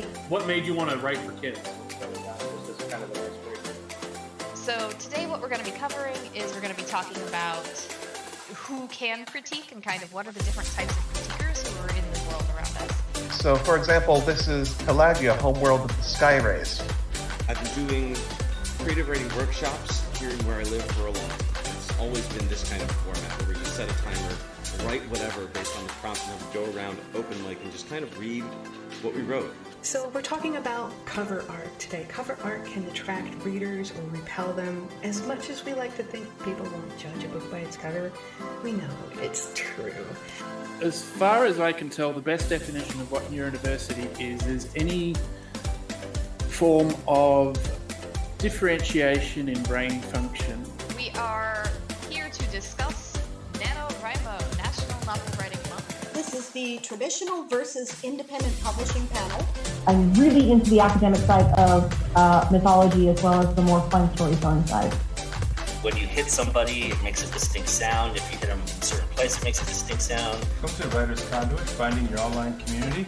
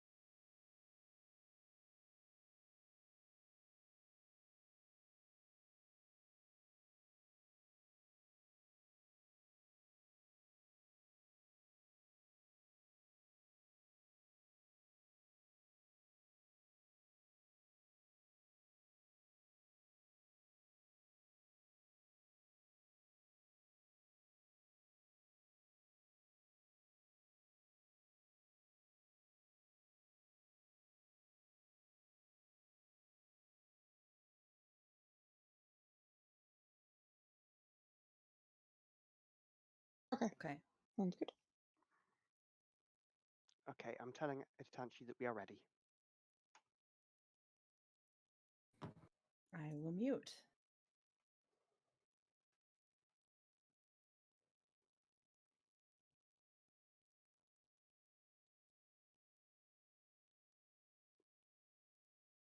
Okay, it seems like we are back. Yeah, welcome back everybody to the Twitch Writers Network reading sessions, where we are doing a mock version of our regular open mic nights. Next up to read, we have Rhea. So if you want to introduce your piece and go ahead with your reading. Rightio. So this is a piece. It's an excerpt from the current work in progress that I've got going on the burners, called "A Dance of Ruin and Illusion." It's a dark fantasy novel, and I think I posted the link a little bit ago, but I can post it again. It is a dark fantasy novel, and it centers on a woman named Evir, who has mastered the virtue of temperance, and upon mastering it, set out on a journey to kill the other masters of temperance, or the other masters of virtue, known as the Sen Korin or the Korin Knights. So, without further ado, I will jump in. This is an excerpt from around 80 pages into the story, and essentially what you find is that every place Evir goes, and she's sort of trying to hunt these knights place to place, every place that she goes following her thread of truth, she leaves behind quite a disordered, chaotic, and ruinous state of affairs for the towns that she comes across. My return to Volis was brought by the rains and nothing else. They were heavier than usual this season, softening the ground of the long eastward path towards Salobi. I knew soon I would be going there, but the thread pointed that direction only apprehensively, as though it wished to be pointing somewhere else. It was surely the weather's work, telling me the journey was to be made in better conditions, when I needn't dry my cloak over the fire of every homestead or pour the puddles from my sloshing boots. And so I ventured souther for the time, and I stayed the season through in Volis, a city so much like any other, it was unlike any other. Though its people were proud, theirs was not a storied history for eons and again. It was recent, built around a single stead, in which the westward travelers from Ramesson and Salobi, and the sunward wayfarers from Brittlemore and the sister cities, and the southward venturers from Edibon and the Vazin, of which I was now among. Men of all kinds from all directions stopped to drink spice and wait out the long, long days and nights of endless, pouring rain. Like all timeless seasons, the rains were forever until they were over, and when they were over, only the river truly remembered them, flush and wide with fresh, clear water from the mountains. I remembered them too, as a dark mirage veiling the horizons in bleak, impassable gray, and blowing cold, abiding air on my nose and cheeks. Even now, as I avoided their harsh tempers in the heat of a large and bustling Thry, I thought fondly of how they could turn a man's insides into the dull colors of the cast-iron skies. I'd come to Volis only once before, in my relative youth. There was so little remarkable about it that this became a thing to remark in itself. By the time the early settlement was given steady life as a trading post, far too much of the land's ways were decided for Volis to have any meaningful part in them. Its placement at the edge of a Volatin minor gave it no strategic importance until the war reached Citresti, and still then it was Brittlemore which seized the North's affections. Volis was the runt of the litter, one which hardly seemed to mind its own neglect, a place which fit so naturally into the kingdom's order it saw its workings from a quiet, privileged perch. I always knew it would be the birthplace of the kingdom's revolt, but there was no knowing when or how it would begin. The kindling was obvious enough, how the journeyers mixed from all over to share their stories, and how many of their struggles were of the same breed. Coin was hard to come by. Their class restricted their movements. Their children were ill or infirm. They'd come to escape the malnourishments of their impoverished villages. Their debts had driven them from their towns, and on and on. Though prosperous enough together, Valesians were each downtrodden and poor subjects on their own, no different from the Hiranan beggars or the Morin farmers or the Edbin plainsmen. Yet, in Valis, among them, it was hard to find evidence of their melancholy. They were, seemingly without exception, a joyous people. In the Thry, they danced together with no regard for class or occupation or how the sun peppered their skin. They drank, and they drank a lot, but this too was not unusual for any of the king's subjects, nor did these men do it with unbecoming character. They drank merrily, springing on their heels to the mandolin player and the flautist after. Even the shadows and the smell of the wood breathed their joys, filling the air bergamot, rosmarin, and honey. I sat at the end of the counter where I could have my bitter herb alone with none to notice me. I hadn't come to dance or drink or even really to listen to the others' conversations, though this last one I could hardly help, but only instead to warm my hands and face a bit before retiring for the night.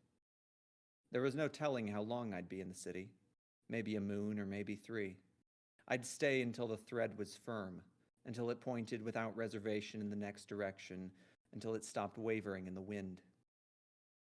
Perhaps there was some part of me still unsettled by Hirana. The arbiter was dead, and though I had no particular care for him, it meant there was one fewer person in the world who could say my name without fear. It would be a stretch to say he knew me as I was. More accurately, he was one of a handful alive who knew me human, blood and bone and flesh, with a heart that beat the same as his own.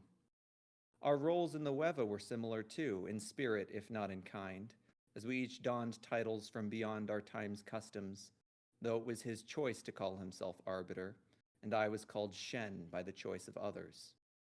I never considered him a friend or an ally or anything at all, really, and yet it was hard not to feel that I'd lost something with him gone. During my stay in Valis, there were a number of strange and violent occurrences of which the causes were too numerous, too intertwined, and far too long ago in the making for me to enumerate or describe. I knew them, but I knew them in the way one knows the changing weathers or the language they speak. Comprehension on the face of it was enough. A riot broke in the town square before the Protector's house, and 2 days later the house was burned down.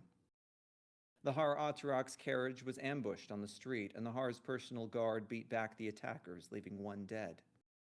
A child went missing, the 8th in a moon. 2 guardsmen, drunk, fought a stranger beside a lust house and were injured severely. A traveling musician sang a song of King Palarin, which I rather enjoyed listening to, until I woke alone in a prison cell. Perhaps I understood this chaotic jumble because I understood foremost that even before the traders carved their outpost on the river banks, and the plainsmen came for richer soils, and the nomads and the vagrants flocked to the dawning settlement which would, in time, become the river city, the Valesian shore belonged to the dogs.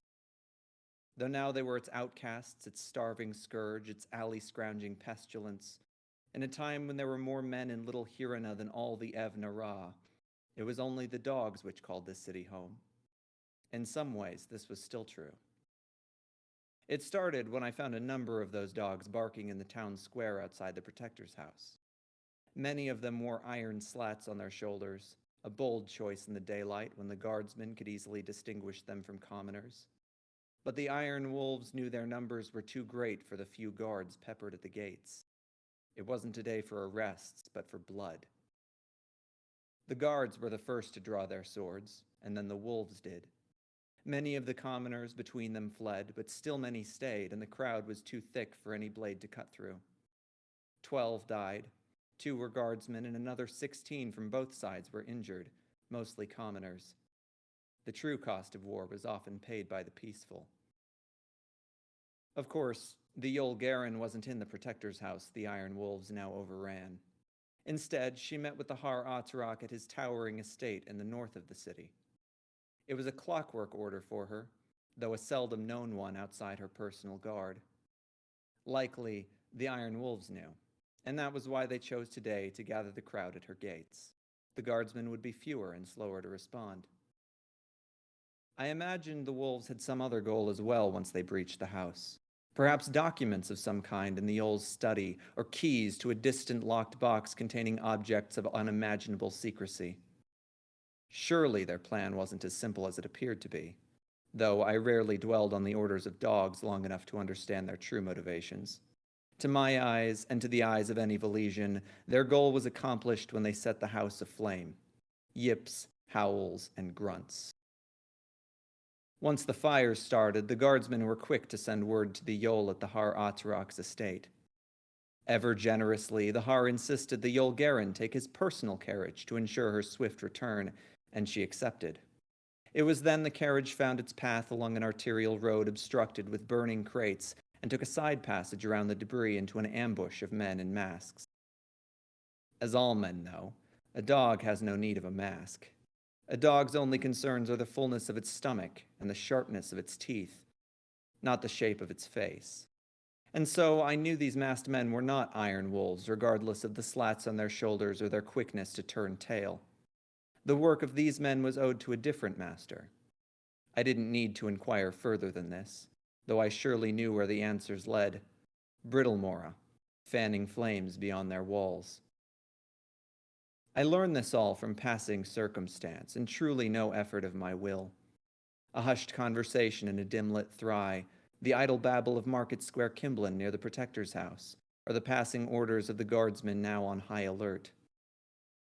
It was when I learned of the missing children I knew it was time to leave Valis before I found a weeping parent clutched at the hem of my cloak, begging me to find their kin. I couldn't see the future, but another day in the city would have conjured this outcome as certainly as 2 and 2 make 4. It was just my luck, and possibly good luck for once, that not a day after the rains were over and the sky was clear. I could leave. I took the safest route from the southeast corner of the city at the riverside until the smells of fresh water and fish faded into the humid sweats, ironworks, and textiles of their nascent industries. And so it happened, as I neared the city gates, that I heard shouting, and my thread's course turned sharply from its northward direction. Now it led me to the right, where 2 guardsmen were hurriedly ushered out the doors of a delectorium, scrambling to adjust the belts on their waists as they hurled obscenities at the meager-clothed entertainers. 2 of the courtesans had bruises on their faces, and another's dress collar was ripped to the chest. The guardsmen were quite insatiable, so it seemed. My thread trailed around the oafs and through the doors to the Lust House's proprietor, an elderly man with a grimace which didn't suit him. His face was far too kindly, shaped still by lines from every grand smile he'd ever had. And when he spoke, even sternly, he lacked any edge of judgment or condemnation. "Get on and come back when you're sober," he told them. The thread tautened, urging me to hasten my approach. As I walked by the castaways, one of them put his hand on my shoulder. "They don't want your kind in there," he said. "Could come with us, though. We're real nice company." "Company isn't something I've ever needed," I replied. When he hardened his grip, I felt something in the Weva give way, as though I was free to do anything. I knew this was too good to be true. There were never actions without consequence. Yet, sometimes the consequences are to be embraced. I didn't kill the guardsmen, and perhaps this much was worth lauding myself for. Long ago I would have, but I was different now, so I knew instead to temper my actions, to do nothing which could alter the world's course irreparably. Instead, I broke his hand and then his knee. My attention, keen again, allowed me to move quickly, so quickly he didn't see it happen, and he didn't feel it until he rolled on his back, writhing. His fellow guardsman drew his blade to intervene, but as he brought it down, it shattered in pieces around us. I was still as the now bladeless man caught his breath and mulled his options. His natural urge was to run, but with his ally injured, he had to resist this. He dropped his stubby hilt and charged a fist at me, which I swiftly crushed. I gripped his face, and I showed him what would come of fighting me further. Limb by limb, I'd break him, until he could only crawl away. He was on his knees when he came to, with a few of his digits broken, staring through the gaps in my fingers. I released him, and he fell on all fours, heaving his breath for several moments. The courtesans and their proprietors stood aghast in the doorway. The bruised ones attempted to hide their satisfaction, covering their mouths with their hands, while the rest were unsure what to express. Perhaps it was bad form for them to be amused at the humiliation of their clients, though it was evident there were none who longed to see these men return. "We'll be closing our doors for the day," said the old man, gesturing at his dancers to pull them shut. "Fair moon." "Fairer yet, perhaps." I drew the bag of coins on my hip. He looked to consider it, then nodded and whispered something to the girls beside him. They snapped to attention, going to the fallen guardsmen and gently helping them along their way. "I can't allow us to be seen welcoming a criminal who would strike our city guardsmen. Come closer and I'll assume you intend to force your way in." "Good." I climbed the steps to the great room.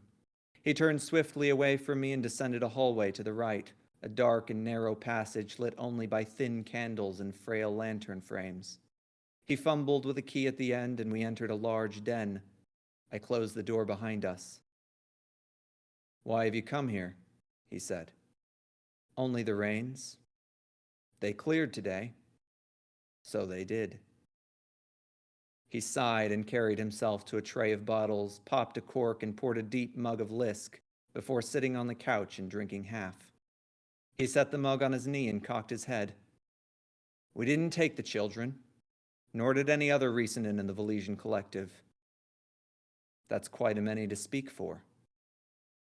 "The old Garen's been good to us, so we follow her law. Even the Kimblin don't prentice any before they've been mantled." "I don't care to discuss your politics. If it's any consolation, I only kill the especially virtuous." "Nothing short of you leaving will ease me any. I finally squared my debts with the Har. I don't need your foul luck to soil our reputation again." "You assume the wolves are going to win?" "They already have. You don't burn the Protector's house as a warning. It's a message. The wolves will be putting in their own law soon, and the collective will abide that as well. Don't meddle in our affairs. Everything is under control." "As I said, it's my intent to leave Valis today, regardless of the malevolent forces churning your habits." He laughed. "Still got your sense of humor, I see." Another swig. "So, is this some kind of warning, then?" "It's nothing. Merely a greeting among old friends. I'll be going. You can rest easy now. Thank the Kelm." In the Delectorium's great room, I was stopped by one of the girls with a bruise on her cheek. She caught my arm and carefully avoided my gaze. Clearly, she knew who I was, and she believed my stare really could trap her in the Ozen. "I hope you'll stay a moment with me upstairs," she said. I noted the other courtesans chittering away in the corners. A few of them watched us, though their attentions were fleeting. I nodded once to the girl, and then she led me up a door just over the mezzanine. She closed it behind us and gestured to the bed, and I sat. Between us, the thread was taut, so I asked for her name. "Saray," she said. "Your true name." "Marrow. In the plains, there's a violet flower they call a marrow. Soft soil with large stones in it is marrow." I smiled. "Your mother was a plainsman." She furrowed her brow. "How did you know it wasn't my father?" "Because I know your father, and he's not a plainsman." "I made this for myself, you know. My father had nothing to do with it. He's only—" I held up my hand. "None of it matters to me," I assured her. She rubbed her arm. "Even recent Brothwick doesn't stand up to the guards here, but you did it like it was nothing. So effortless I couldn't even see it happen." "It was nothing. You'd be wise to forget it." "I thought surely you'd want repayment." She came closer and draped her arms over my shoulders. She whispered, "Let me offer my gratitude." "I have no wants. I did it for myself." "You did it for all of us. We know the things they say of you aren't true. We're not afraid." "Then why did you avoid my gaze earlier?" "It wouldn't do well for them to know we're speaking in here." But they won't think twice on it if they think you've entranced me. She leaned closer, just at the tip of my ear. It said there's a force helping the Iron Wolves here. This much I know. The Grey Capes, not them. Another. Someone much more powerful.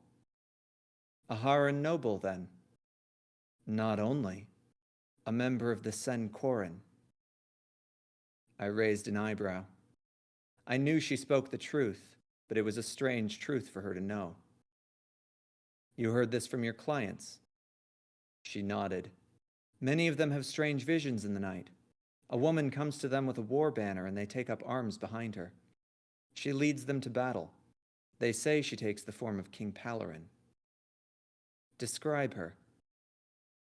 A king's braid like yours, but her hair is darker. She has the body of a warrior and the strength of 10 sons.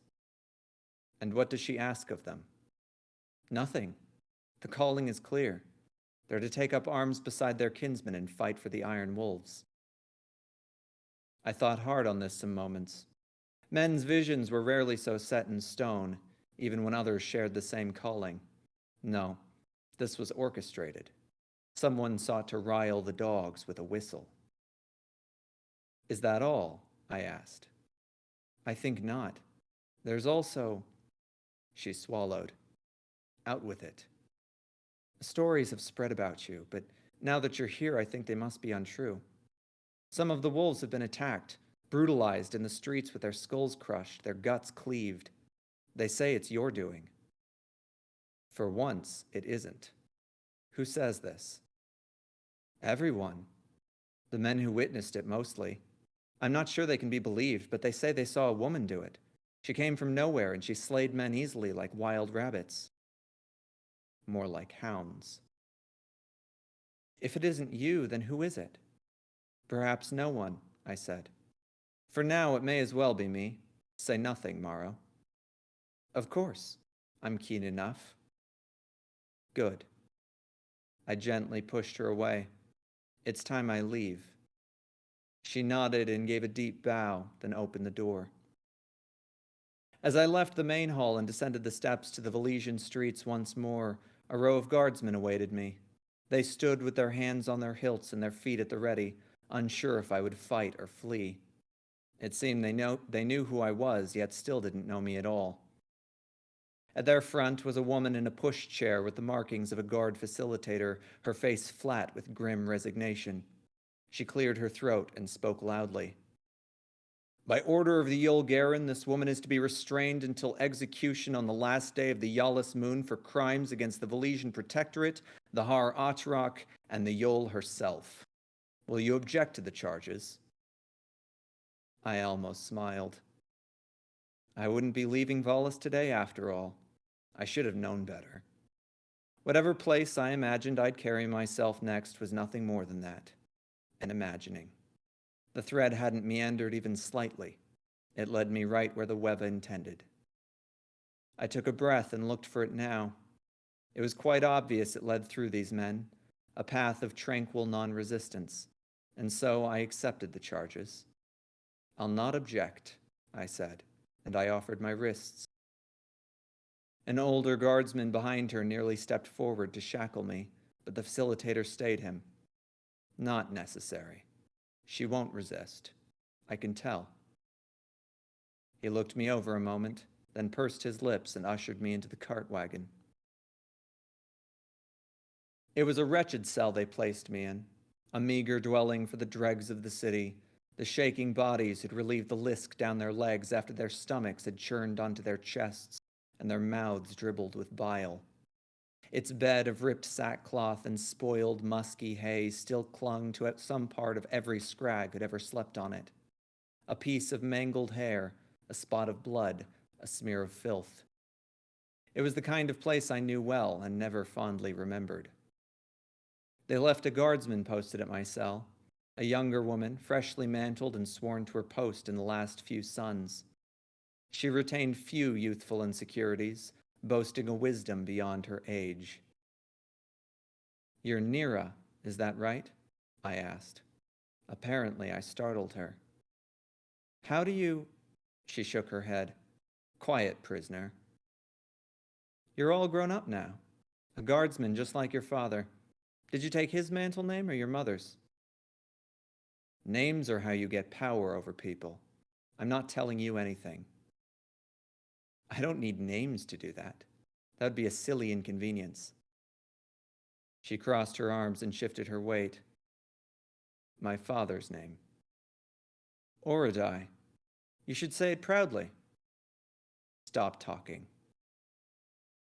I sat quiet and cross-legged in my cell for a few hours after that until the guard facilitator rolled down the hall. She stopped before the iron bars and dismissed the young Erish, and a moment later we were alone. You didn't tell the girl why you posted her at my cell. Not yet. I plan to tell her the day of your execution, when she can know relief and justice at once.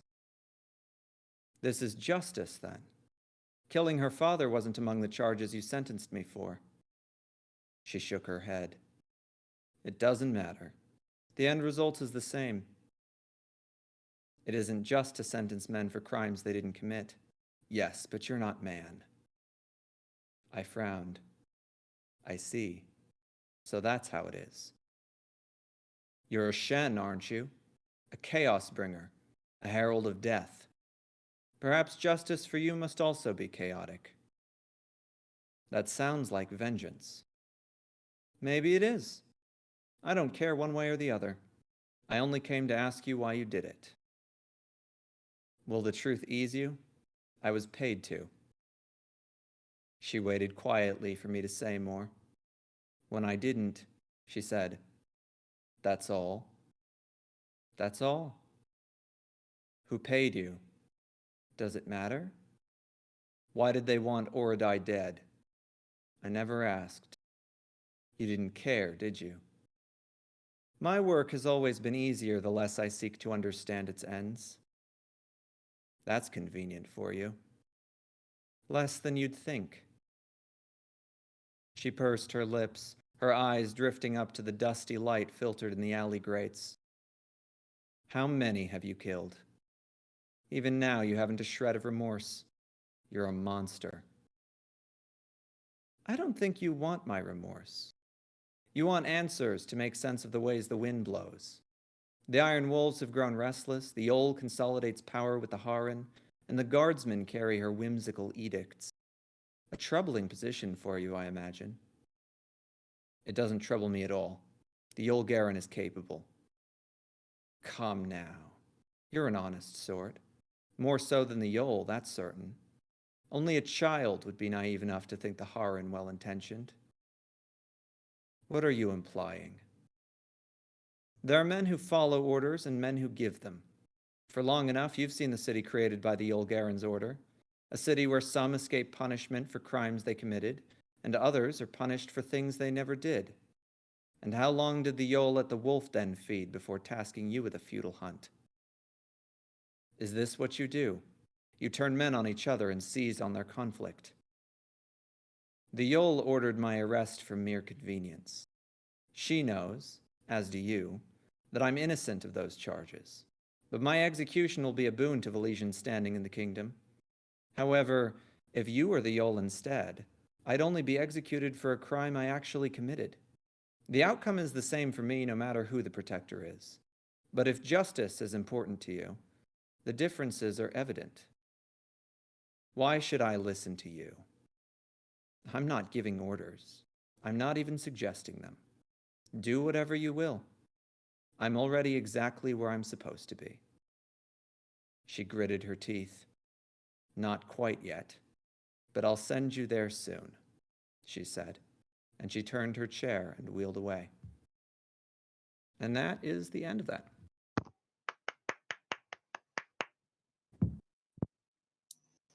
You're still muted, Sapper. There we go. There we go. Yay! That was really good. Gorgeous prose. Yeah, I love the definitely. imagery. Yeah, I love the imagery, and the I imagery. also love the strength of the world building. Beautiful. I can't wait to see more of it. I actually want to read more of it. Is it published or still in the works? It is still in the works, unfortunately. I've been Oh. very slow with this one. I keep rewriting like each scene like 7 times in a row before, and like every single one's completely different. Like it's never like the same draft twice. It's like radically different ideas each time till I find the one that's like got everything that I want. So I've got like a document of 90,000 words of everything that I've deleted from the story and 30,000 words of everything that I've kept. That is very Yeah. Oh yeah. That does explain why Good it's so lesson there. polished, though. Yeah. Thank you. Yeah, very well polished. It's Go on, Safa. yeah, no, I'm just why am I hearing music in my headphones? I am not sure.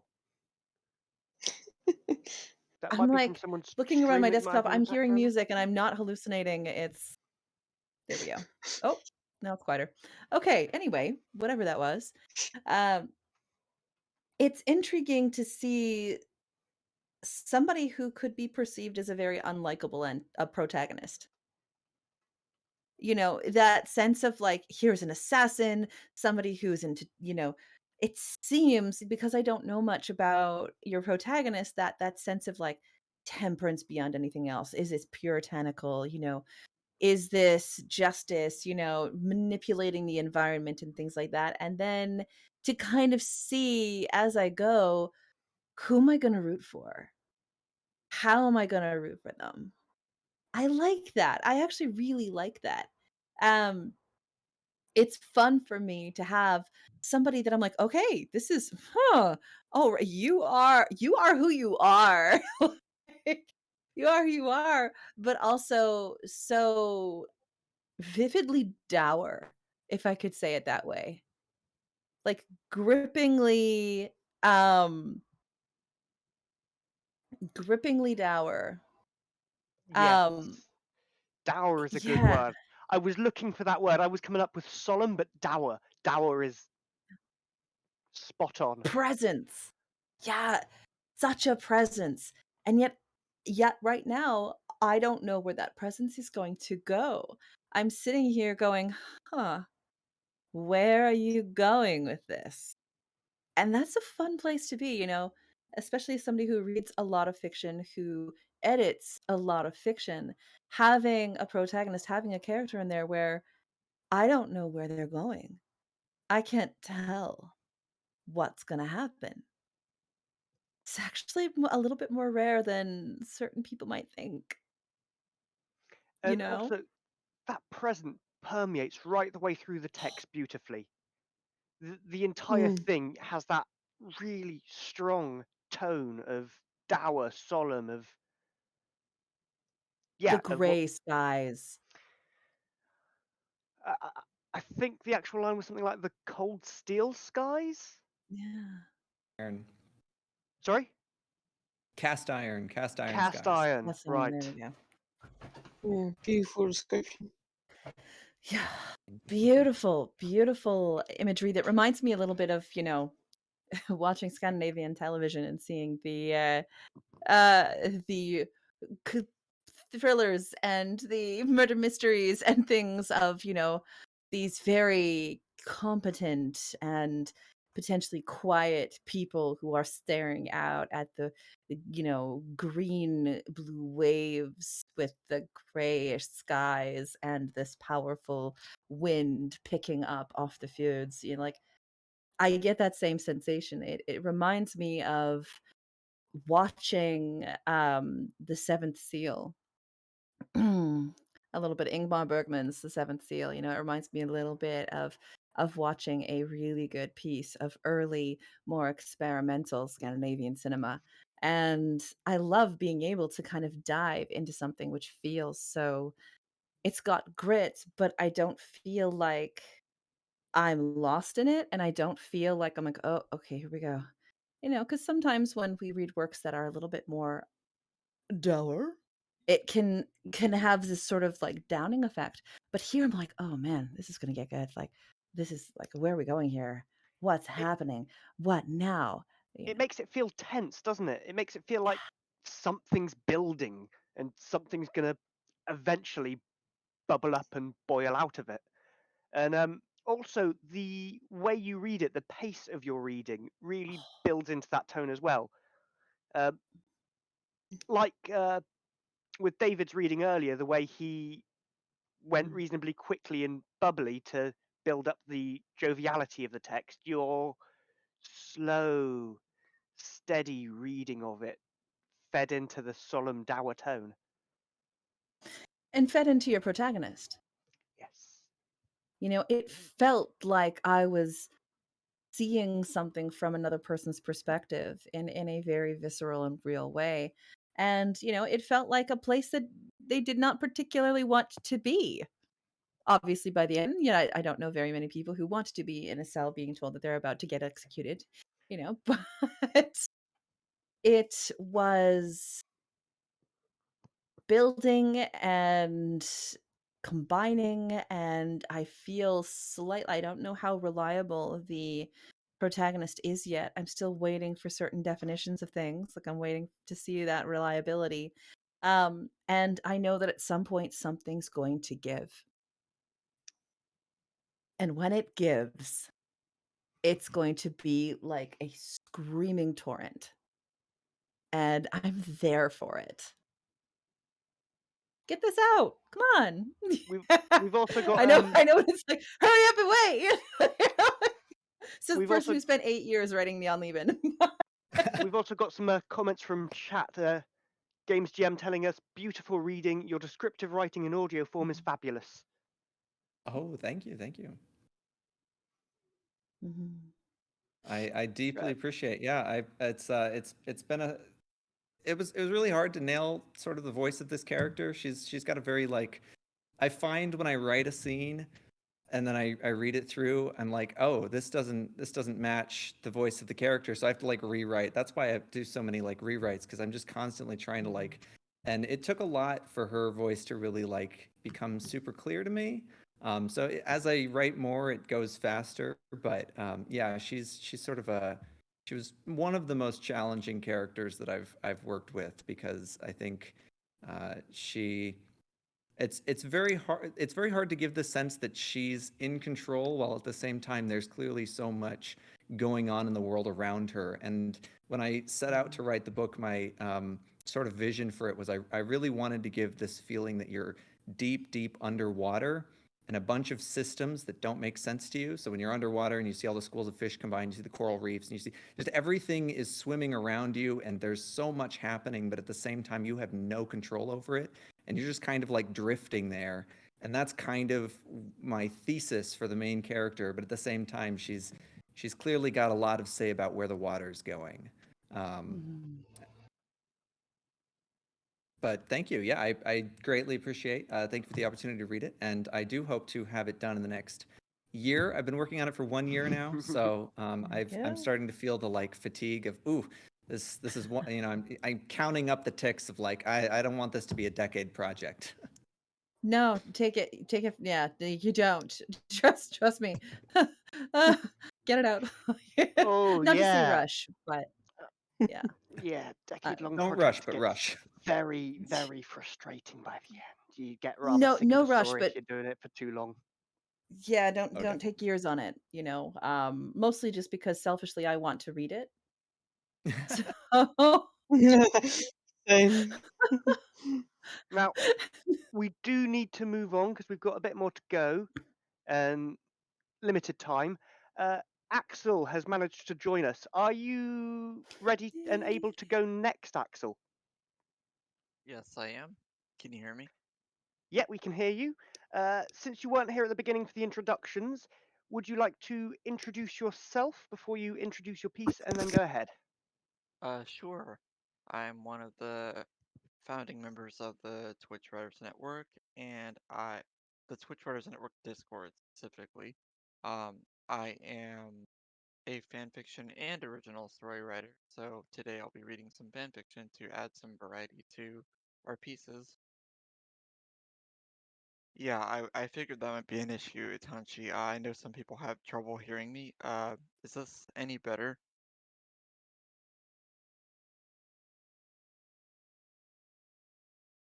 a little.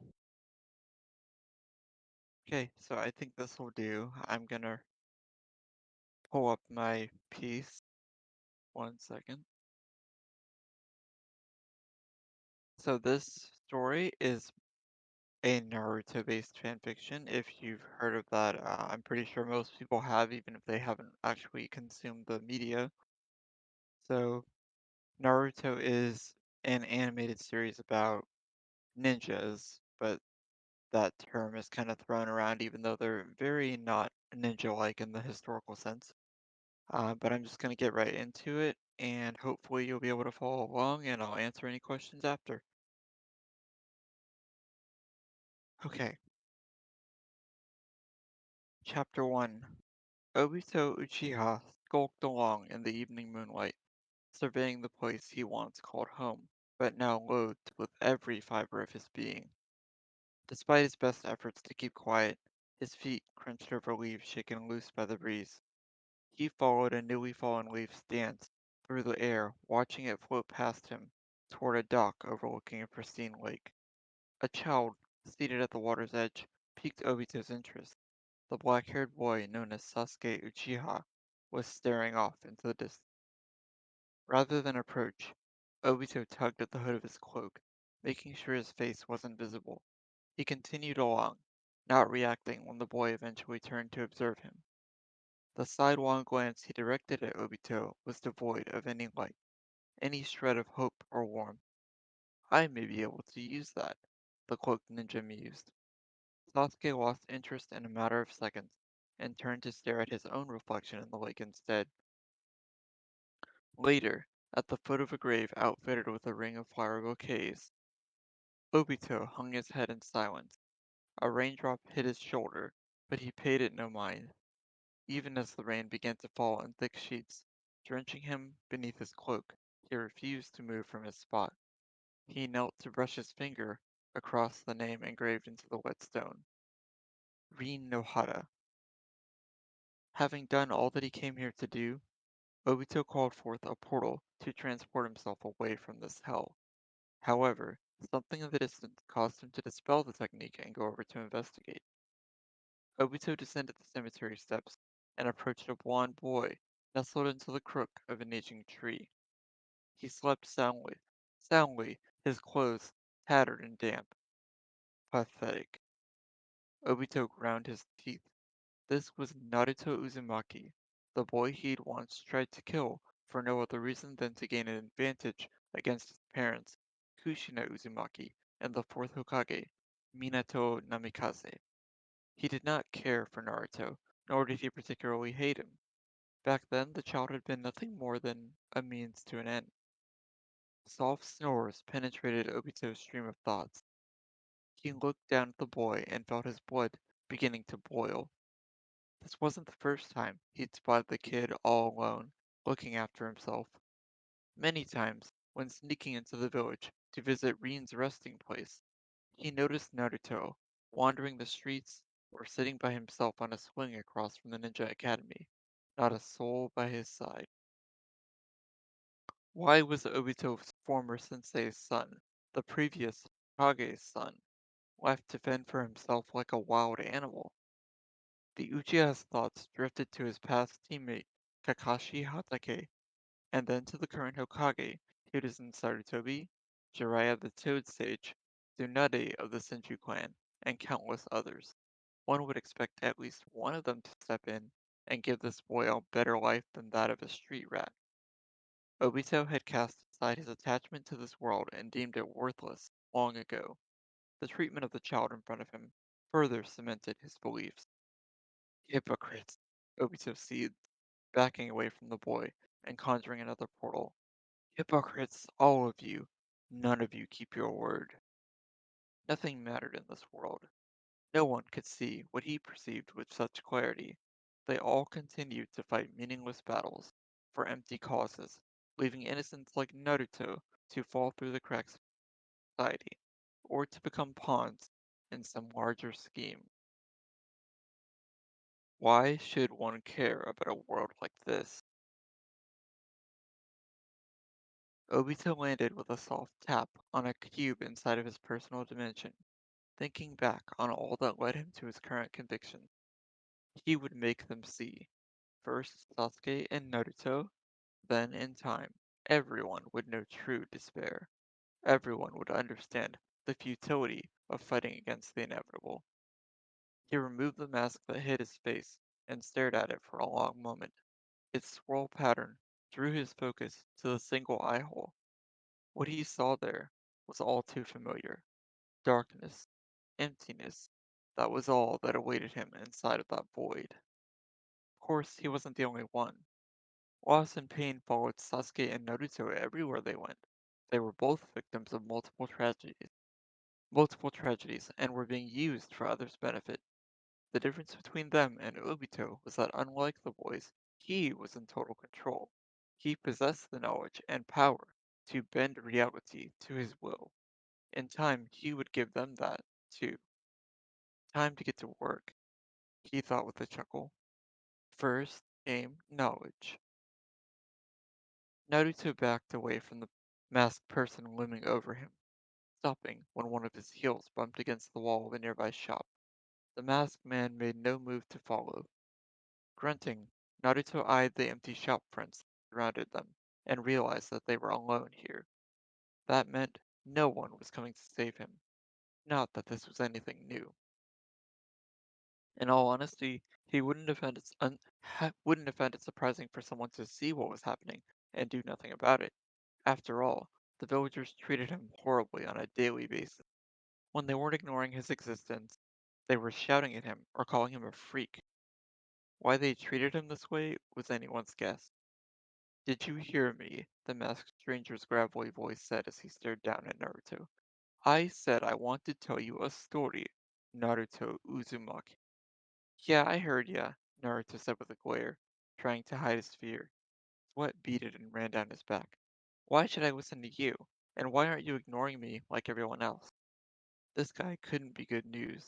If living in the Leaf Village had taught Naruto anything, it was that no one cared to communicate with him, unless they absolutely had to, like at school or when he pulled pranks. Even though his pranks managed to piss some of the teachers off, their anger only lasted a short while. Then they proceeded to act like he was never there. So why did this weirdo who wouldn't even show his face want to speak to him of all people? It was unusual at best, but the skeptical boy leaned toward suspicion. Because you deserve to know the truth, young Uzumaki. The truth about why you were treated with such disdain. Naruto froze. He tried to speak, but his lips trembled and refused to cooperate. Something about this man's words chilled him to the bone. He didn't know exactly what disdain meant, but he could put two and two together. Whatever, Naruto forced out. Why should I trust you? He stood stock still, staring into the endless black void in the spiral-themed mask. Well, the man said, that is an excellent point. Come, I'll tell you everything, and, well, if you don't believe my words, then I'll show you undeniable proof as well. A distortion in the air formed, as a vortex sucked Naruto and the stranger into it, before the frightened blond boy could reply. Falling flat on his butt, the Uzumaki swept the area. They were in a new location, standing on top of a large blue cube that appeared to float on air. Many similar cubes of varying sizes dotted the emptiness around him, all defying gravity. There was no earth, no sky, only the ocean of cubes everywhere he looked. Naruto saw the masked man staring at him and gasped, hurrying to his feet before stumbling backwards. He realized he was about to fall over the edge of the cube and flapped his arms wildly, trying to shift his weight. The man who brought him here sighed, reached out, and with an effortless tug, pulled him by the shirt to safety. Landing on his knees with a hard thud, Naruto panted, relief coursing through him. What's wrong? The masked man asked in a sarcastic tone. Don't get out of the village much? Don't give me that. What the hell is this place? Naruto demanded to know once his heartbeat had returned to normal. It felt a little wrong to use that kind of language, which would normally get him a slap on the wrist in class from Iruka sensei, but something told him this was the right time. I brought us someplace we can talk in private. Listen closely, Naruto. This is the reason why you were the target of the Leaf's hate. Gulping back his hesitation, Naruto nodded. He'd hear this guy out first and decide if he believed him later. After all, he wasn't about to tick off the only one who could get him out of this freaky place. In order to tell this story, I must first go back to the very beginning. Your parents were a woman named Kushina Uzumaki and her husband Minato Namikaze, the fourth Hokage. Everything about the world around them was drowned out as Naruto processed the man's words. His impossible words. The fourth Hokage? Sasuke turned to observe the cloaked figure approaching from the other end of the dock. He hardened his stare, seeing that it was no one he recognized.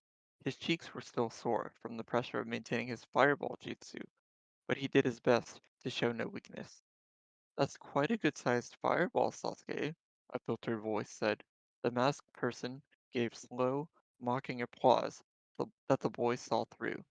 Who are you? Sasuke snapped. He wasn't in the mood for games. Quicker to anger. No surprise. I suspected you'd give me a much tougher time than he did. And I was right. I asked you who you are, the Uchiha glared, waiting for an answer. Calm down, child. I am someone you can trust.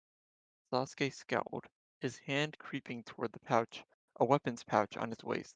However, he stopped when a bright red eye appeared from within the emptiness of the hole in the man's mask. The pattern inside his iris made Sasuke's breath hitch. 3 Tomoe ringed the pupil of what was undoubtedly a Sharingan. What? Surprise morphed into rage in an instant. Where did you get that eye? Shh, the stranger whispered. He swayed his arms. I am a pure-blooded Uchiha, like yourself. Sasuke gasped, staring with disbelief. But how? Everyone's been... If you want to know more, just come with me. Sasuke stared at the weathered wooden dock beneath his feet, mulling the choice over. Then, without a word, he walked toward the unknown man. Something warped the space around them and deposited them in a different location. Everything looked new and unusual, jarring Sasuke into a defensive reaction. He retrieved a kunai and had assumed a combat stance, scanning for threats and finding none. His gaze snapped to the man in front of him. What is this? He asked, his head on a constant swivel. Where are we? This is a place where no one in the village can interrupt us. Obito gestured to the realm around them, where floating cubes hung in midair like clouds in the sky. Then, with an almost deliberate slowness, he raised a hand and removed his mask. Sasuke examined the face of the fellow Uchiha, dropping his kunai in stunned silence. I assume you have plenty of questions. I can give you the answers you seek, Sasuke. But first, tell me something. The boy stiffened in anticipation. How much do you know about a man named Danzo Shimura? Naruto stepped onto the grass, across the corner from his house, then turned back to the masked individual who brought him here. He gave the man a shrewd stare, cocking his head to one side. Why should I believe any of this, huh? He challenged, tapping a foot. You probably hate me like everybody else. He flared his cheeks, distrust flashing in his eyes.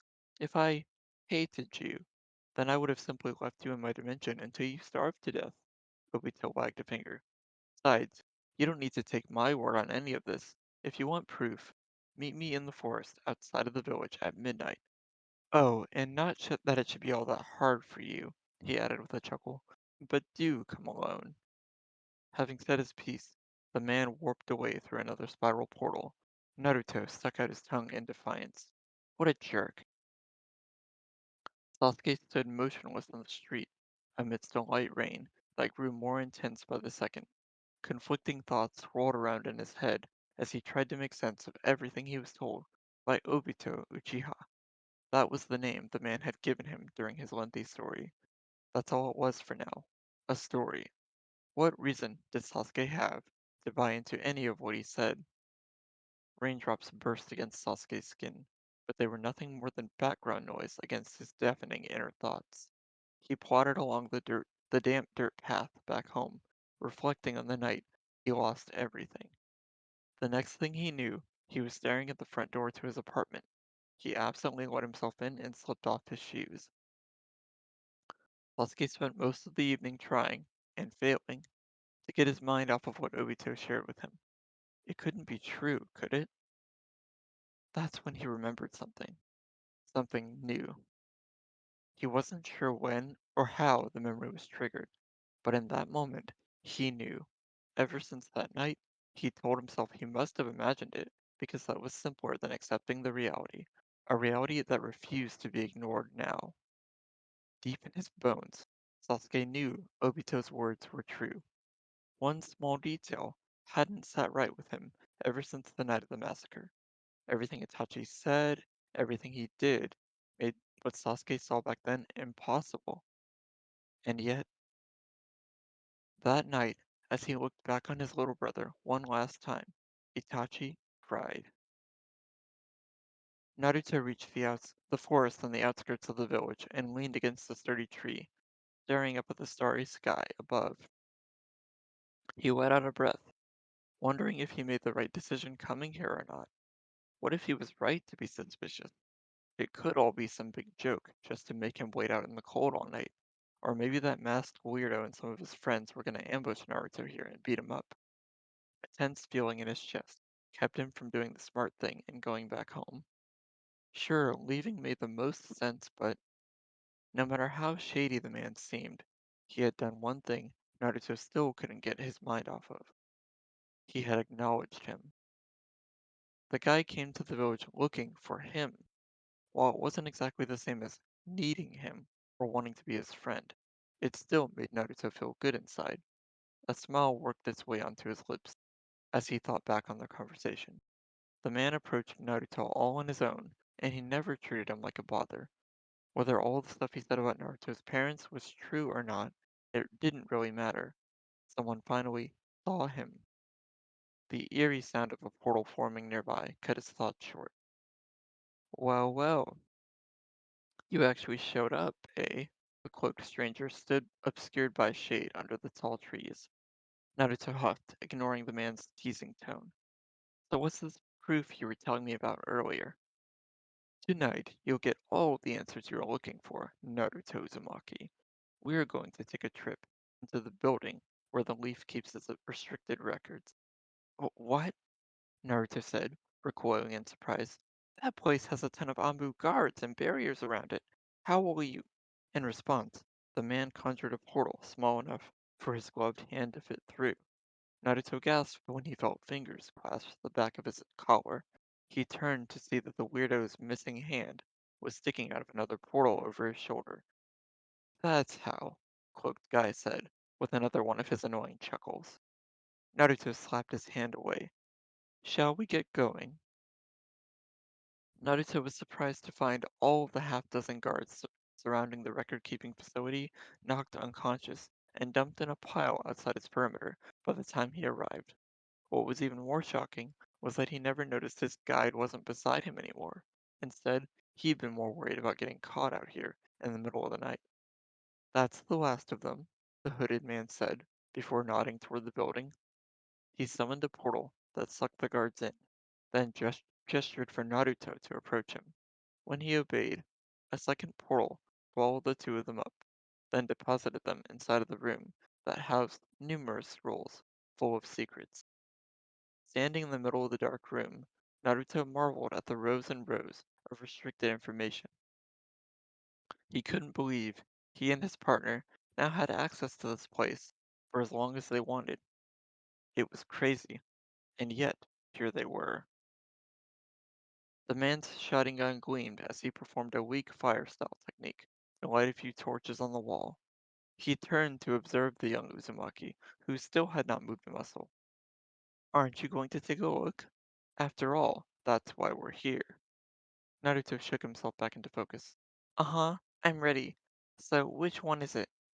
He followed the direction the man pointed, took a breath, and gently pulled a scroll free from one of the many small holes in a shelf laid against the wall.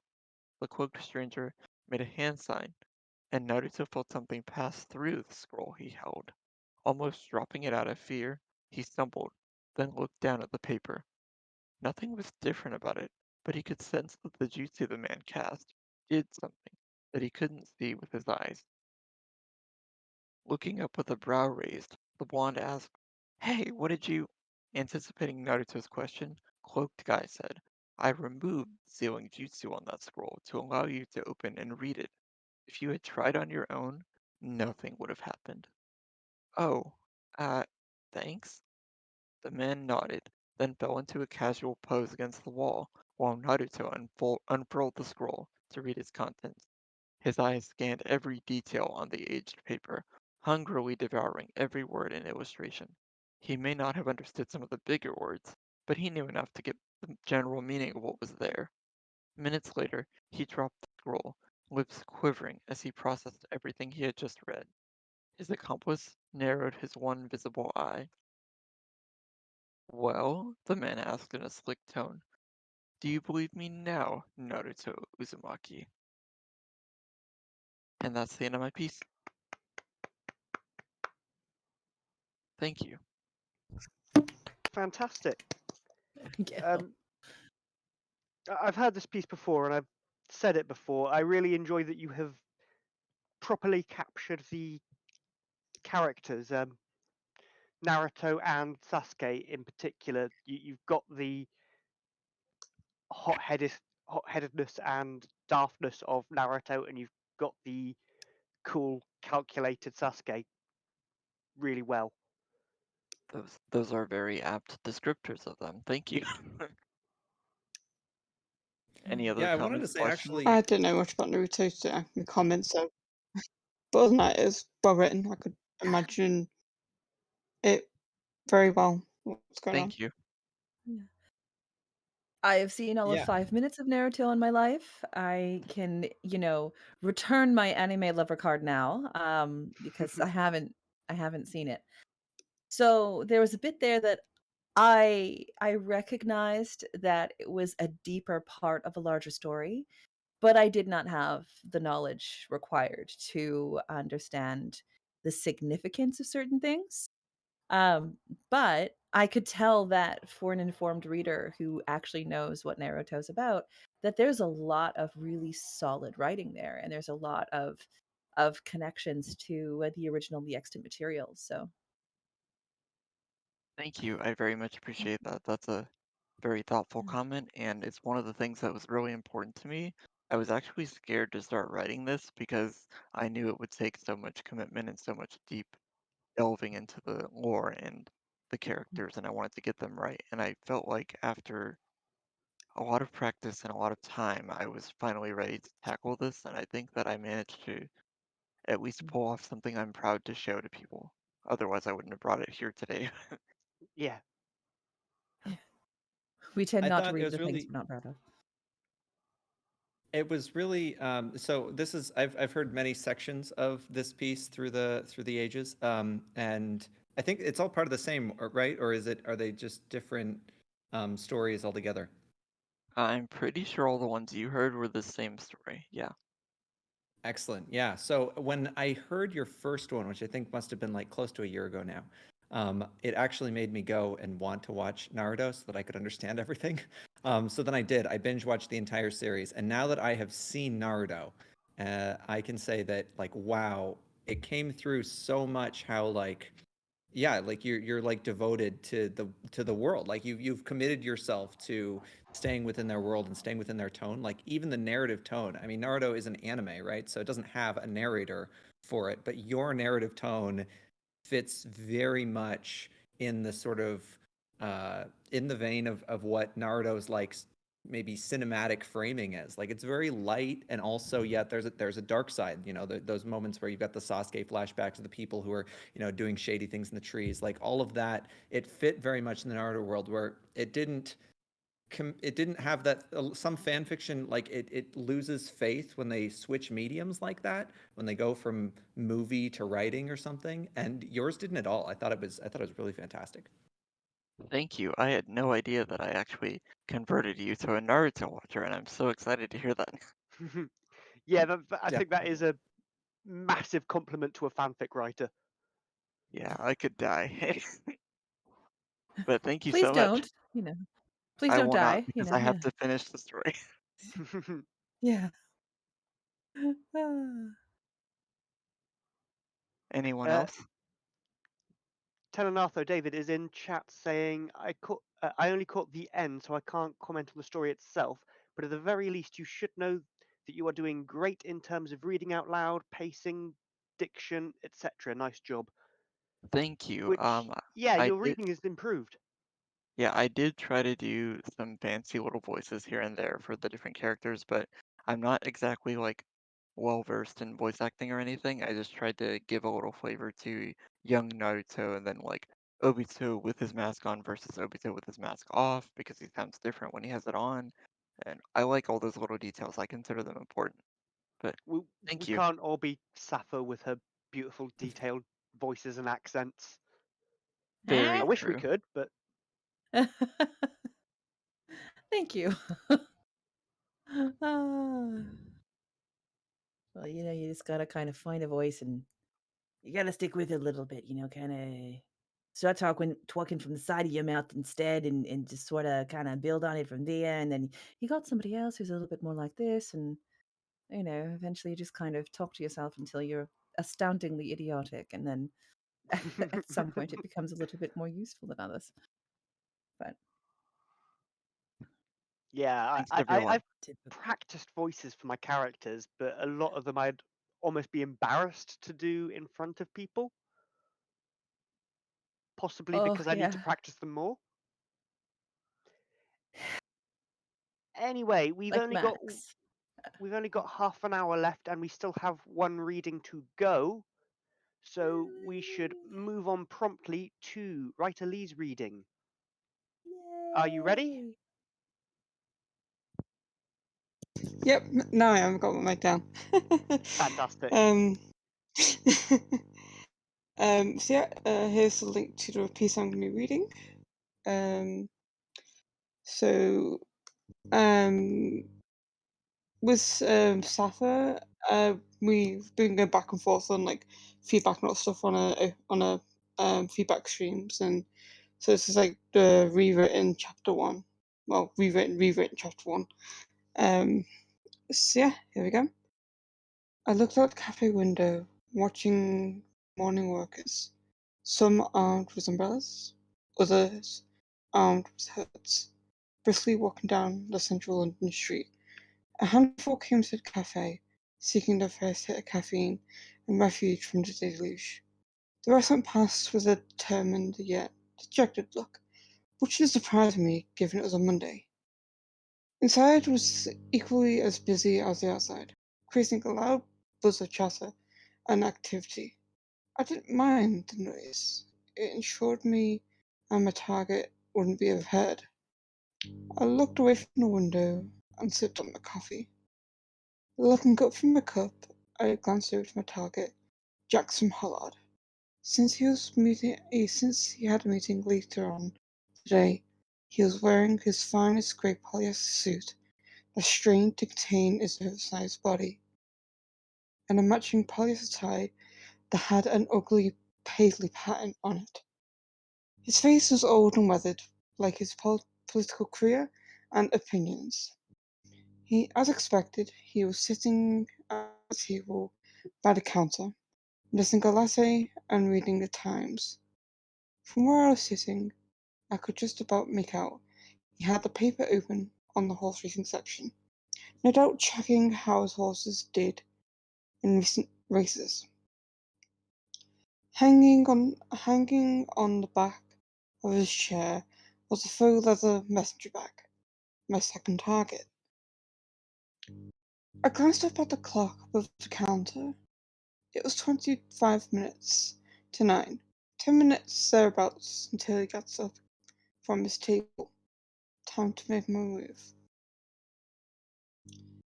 I quickly packed away my politics textbook and papers in my backpack, then went over to the counter. As I did, I knocked his coffee cup over. The liquid soaked the newspaper and his clothes. Yeah, watch it, Pollard exclaimed, jumping up from his seat.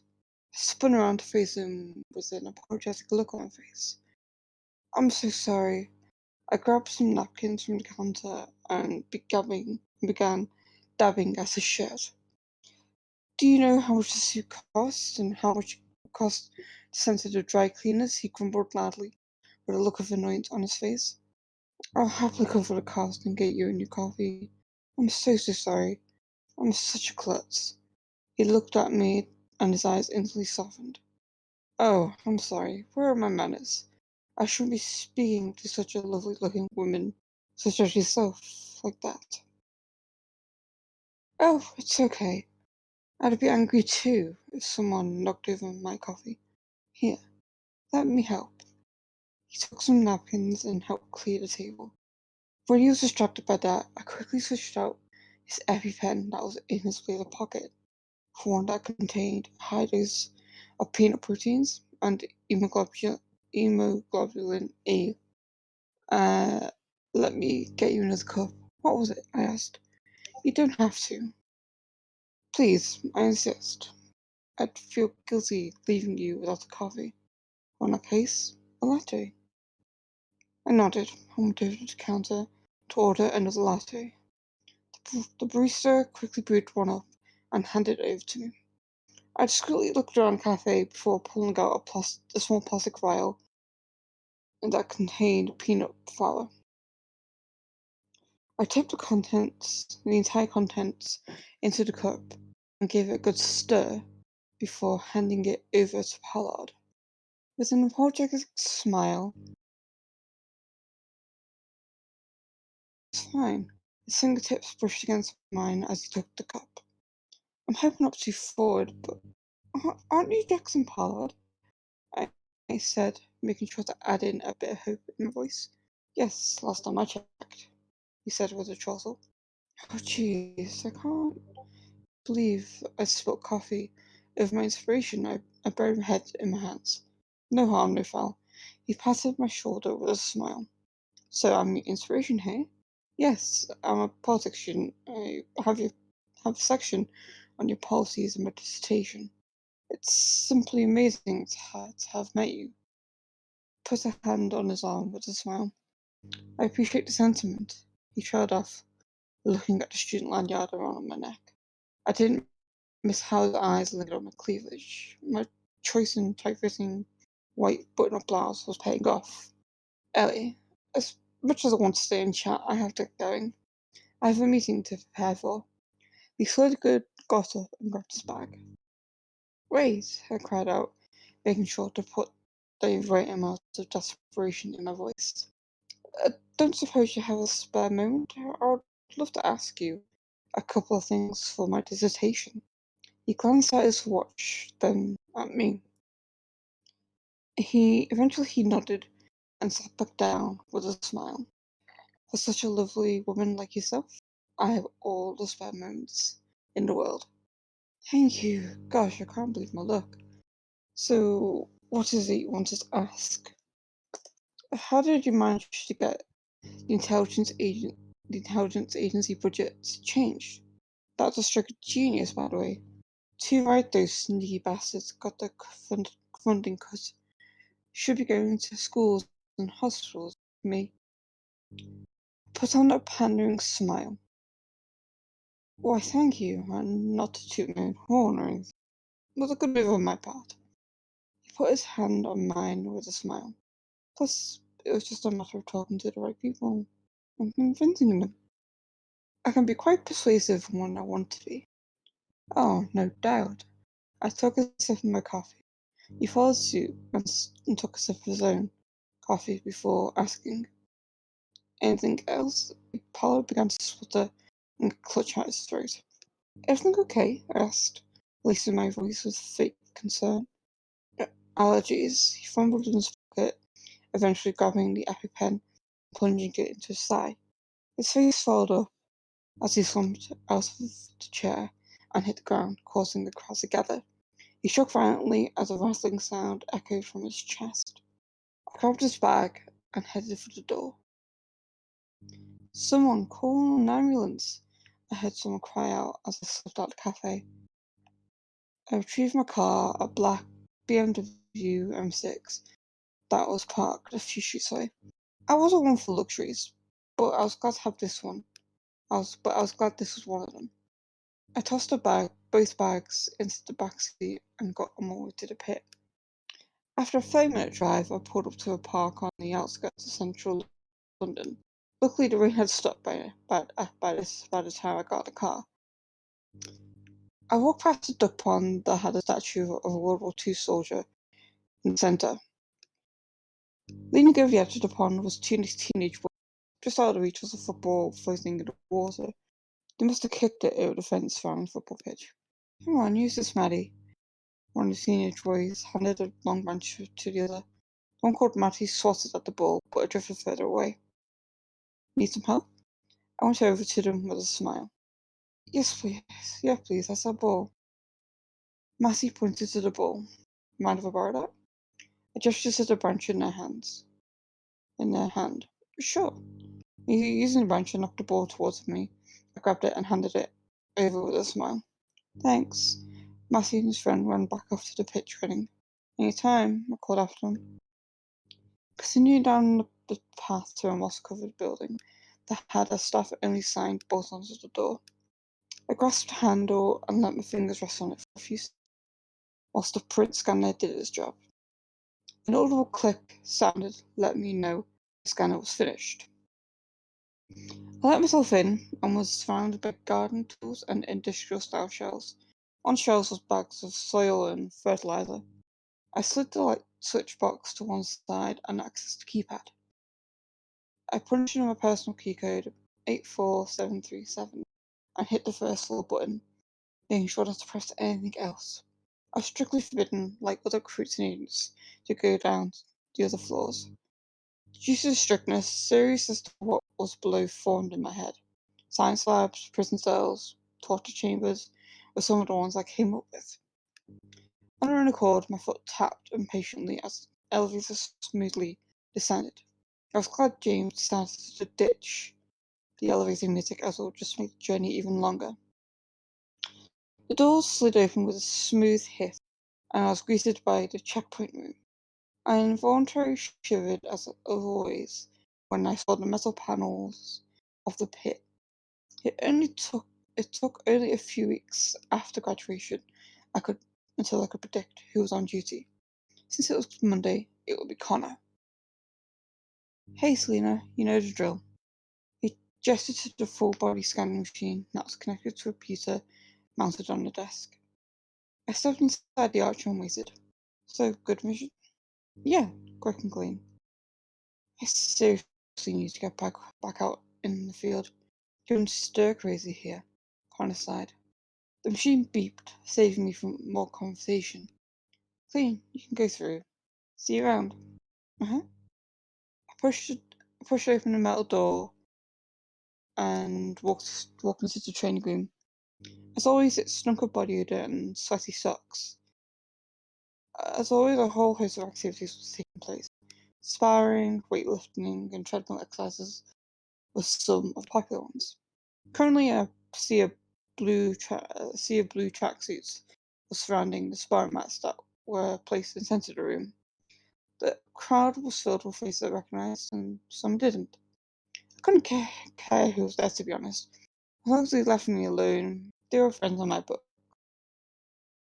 When one of the recruits hit the floor, I saw some yogurt pots change hands in the crowd. Money in the pit was strictly forbidden, unless it was for a mission. So alternate currency was used by recruits and sometimes visiting agents. I remember being amused by this fact when I first came into Viper, but after a while it wore off on me, like many other things. Sal, I inwardly cringed at the familiar female voice and her nickname for me. I turned to see an acne-marked, red-headed woman coming over to me. What is it, Maria? I said with an exasperated sigh. Wanna watch sparring? We've got bets going. Nah, I'm good. Got stuff to do. Come on, take a gamble if you mind. I don't gonna take gambles. He shot me a skeptical. A graduation mission ring any bells? Yeah, well, I was young and stupid back then. Tell me about it. Maria chuckled. Good times, eh? I missed us later. Sure, whatever you say. See you around. I started walking before she could prolong the conversation. See ya, Maria called after me. As I walked, I glanced over the sparring. A new pair getting ready. One I recognised, the other I didn't. One I did recognise was called Tom, some senior recruit I see around from time to time. The one I didn't recognise had a look of someone on the edge of breaking. I've seen that look plenty of times, spotted it a mile away. Clearly he must be new here.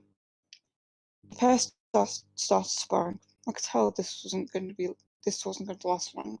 So obvious by the way the newbie overstretched from his counter punches and blocked heavily.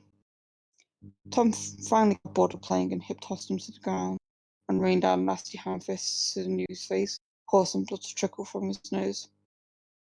As expected, the newbie began to wail in pain.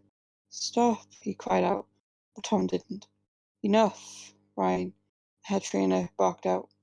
As always, Ryan was clad in all black work clothes that contained all his muscles, and a pistol holster was strapped to his thigh. Tom quickly got to his feet and went off to his groupies. The newbie was still on the ground, curled up in pain. Anger simply washed over me seeing like that. It brought back memories of my early recruit days. I went over to help. The newbie, but he waved me away. I'm fine, he stumbled to his feet.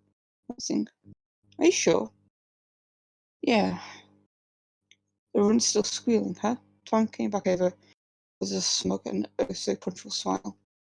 Yeah, he is. Guess I didn't finish the job then. Tom reached over to grab the newbie, but I stood in his way. Enough. Excuse me? Enough, I repeated with a smile. You want to fight fair and square? Walk away. Now. Tom laughed. The fight ain't done since he's still breathing. So you. And if you want to keep breathing, I suggest you walk away. I hate to mess up the sparring mats again. I stepped towards him, my smile not dropping. Tom hesitated for a moment, but eventually walked away. I shook my head and sighed. All talk, no walk, I mused as I turned to the newbie. You all good? He nodded and wiped some blood from his nostrils. Thanks. No problem. Gazed after medical. Looks like a broken nose. He gave me a smile before heading in the direction of the med bay.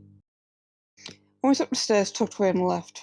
Top, I went through the first door on the right. A wall of heat coming from the electronic equipment hit me instantly.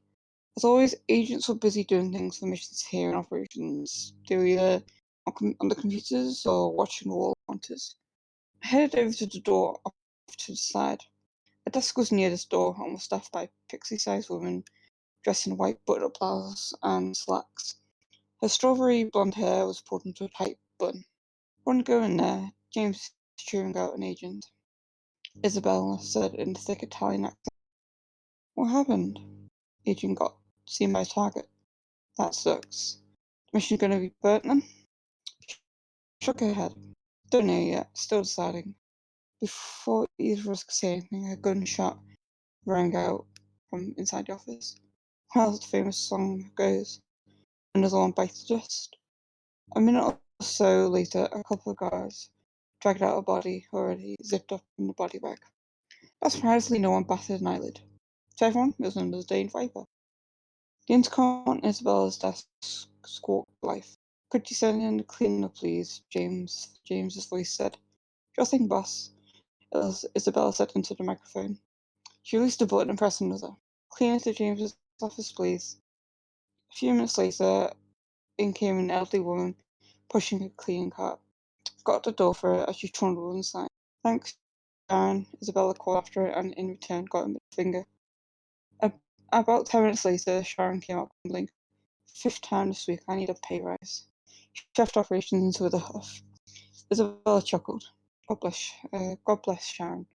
Best cleaner we've got. Anyway, go in. James should be free. Went to push the door open, but there was a muffled voices. Beyond the threshold, from what I could make out, it was James and Ryan having a heated debate. If done correctly, then it's blow for Phantom. Ryan's voice sounded. Let she did it, otherwise blow up for us, James replied. What are you talking about? The door suddenly swung open and Ryan stood right in front of me. He glared at me but there was an odd look in his eyes. Was he worried that I overheard a conversation? I held his glare, determined not to flinch. Showing any sign of weakness, he jumping into a shark tank when you're bleeding.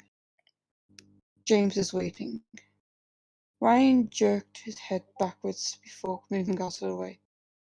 I took a deep breath and headed into James' office. His office was decked out in warm and flooring. Lavish mahogany furniture filled the entire room. The room was void of any personal items like pictures. It wasn't a surprise to me given he lived and breathed Viper. Like me, James had hazel eyes and black hair, though he was starting to go grey and bald. Without fail, James always wore custom-made Italian suits that snugly fit against his dark-skinned body.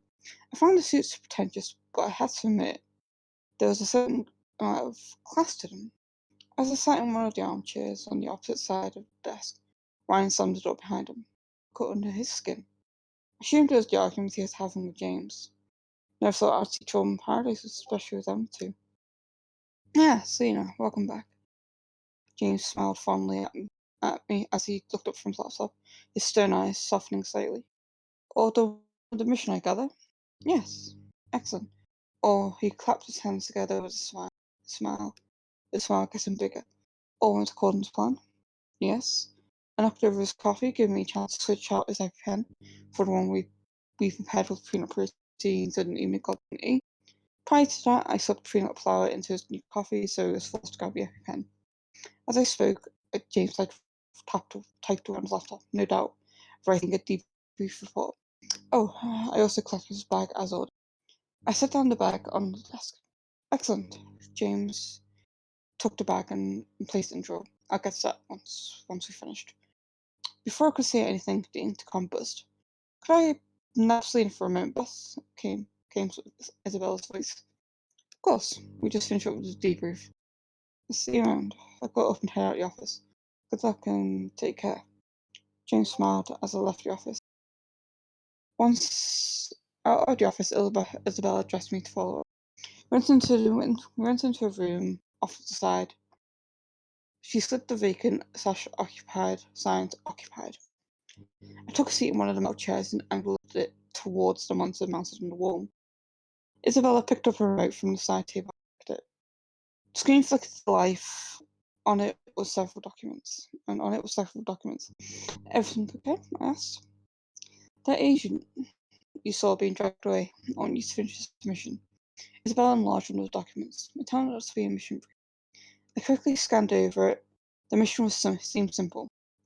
Grab the evidence that could reveal Viper, then destroy it on the target's laptop. Evidence question shows footage of a gang shootout. One of the gangs was us, the other was some local gang mistaken as stepping on the turf. Collect the evidence and burn it on the target's laptop. Who's the target? Oliver Monroe, a 32-year-old Scotsman, a former scout for the Royal Marines, now private investigator. Isabella pressed a button on the remote, and the picture replaced the mission brief. The photo was a formal military photo. Oliver was wearing a green beret and his uniform. He was also clean-shaven, which was an official photo. This is an up-to-date photo. He pressed a button on the remote again, and the picture now changed to a 30-something-year-old man with a woman who looked to be around his age and a teenage girl on a beach. Oliver, unlike the military photo, now had sandy brown hair that was curly. He also had a neatly groomed beard that covered his square jaw. The woman in the beach photo looked to be around Oliver's age. She was overweight and had dyed red hair, which was pulled into a ponytail. She was wearing a tank top and shorts. The teenager was a mix of Oliver's looks and woman's. She still had a bit of baby fat around her face. Like the woman, she was also wearing a tank top and shorts. Who are the other two people? I asked, gesturing to the photo. Hannah, the wife, Isabella pointed to the dyed red-haired woman, and the daughter, Bethany. She now pointed to the teenager. Aside from destroying the evidence and I to kill, keep him alive. A dead body brings more questions. Speaking of the evidence, she gave me a slim black hard drive. Put it on that.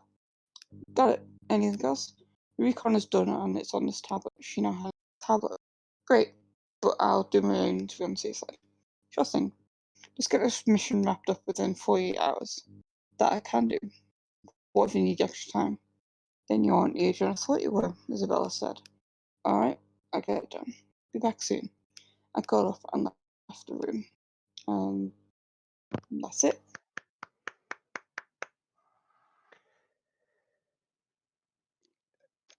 I understand why you had to speed up at the end there a little bit because we are running short on time. So thank you for doing that. Yeah. It is a bit of a shame because you were reading it quite well until you had to speed up. Yeah. I could tell that was going to just go down the toilet moment, and it's just a time. I love the progression of this piece. I'll be quick. I promise. I love the progression. I love, from where it started and now seeing it morph as you go. It's just so fun to see. I am also not wanted to sure say- whether or not I recognize it, so that makes it seem like a lot has changed if it is something I've heard before. Go on, Raya.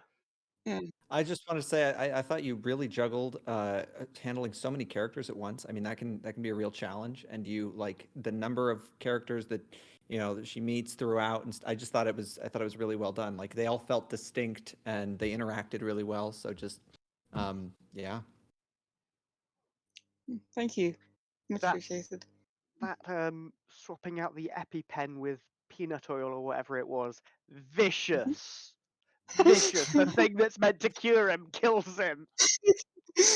I know. Oh That was dear. a fun day. Just to blame for that one. He helped me figure out like the how to how to get all that stuff works and everything. So no having to blame. slip the needle under the fingernail because he's putting it in his leg himself. Yep. Exactly. Yeah. We have a wonderful group of critique of writers and people that come to the critique nights, and it just so happened that we had quite a few people with severe allergies, and a medical professional who's like, "Oh no! If it's easier than that. Like peanut powder, that doesn't work. Just change out." Okay. And this is which we would just like to say this is for entertainment purposes only, and Yes. Yeah. You did so good. Good job, Lee. Any talk of murder, any talk of like House of Plan murders is strictly for entertainment purposes and for book purposes. And say if you're watching. Tis This is fictional. exactly why I've done research on mushroom toxins and how to make an injection without anybody noticing. By Yeah, saying you know, entertainment it's purposes, just because we say entertainment purposes, that doesn't mean that we want you to take enjoyment out of this. Right, we have got 2 minutes left. So before we go, I do want to quickly say that if anyone wants to join us for future open mic reading sessions, come join us in the Twitch Writers Network server, which can be found in a link underneath the stream. Or if you're watching on the VOD, go to bit.ly/TWN Discord. Capital T, capital W, capital N, capital D. And we are going to raid back into the Writers Conduit channel. Thank you for all of our panelists for joining us. Well, all of our readers for joining us, really. Can't really call this a panel. Helen. I still laugh at I only research about vaporizing squirrels with dog barks. You all are weird. Says Dylan. I love that story. I need to read the story where the dog thinks they're vaporizing squirrels with their barks. Like, if you have not read that from Talon, you need to. Like, go. It is go an experience. I think we have the VOD of that one on the TWN YouTube, but I'm not sure. Yeah. Join the Discord to find all of our links to the YouTube, to the sign-up sheet for this, and other places. We sure do. Okay, Yeah. we've got confirmations there. Yeah. All right. So thank you for watching, everyone. Thanks, everyone. You, Enjoy everyone. Conduit. See you around. Okay, raid has been sent. Itanchi, if you want to make sure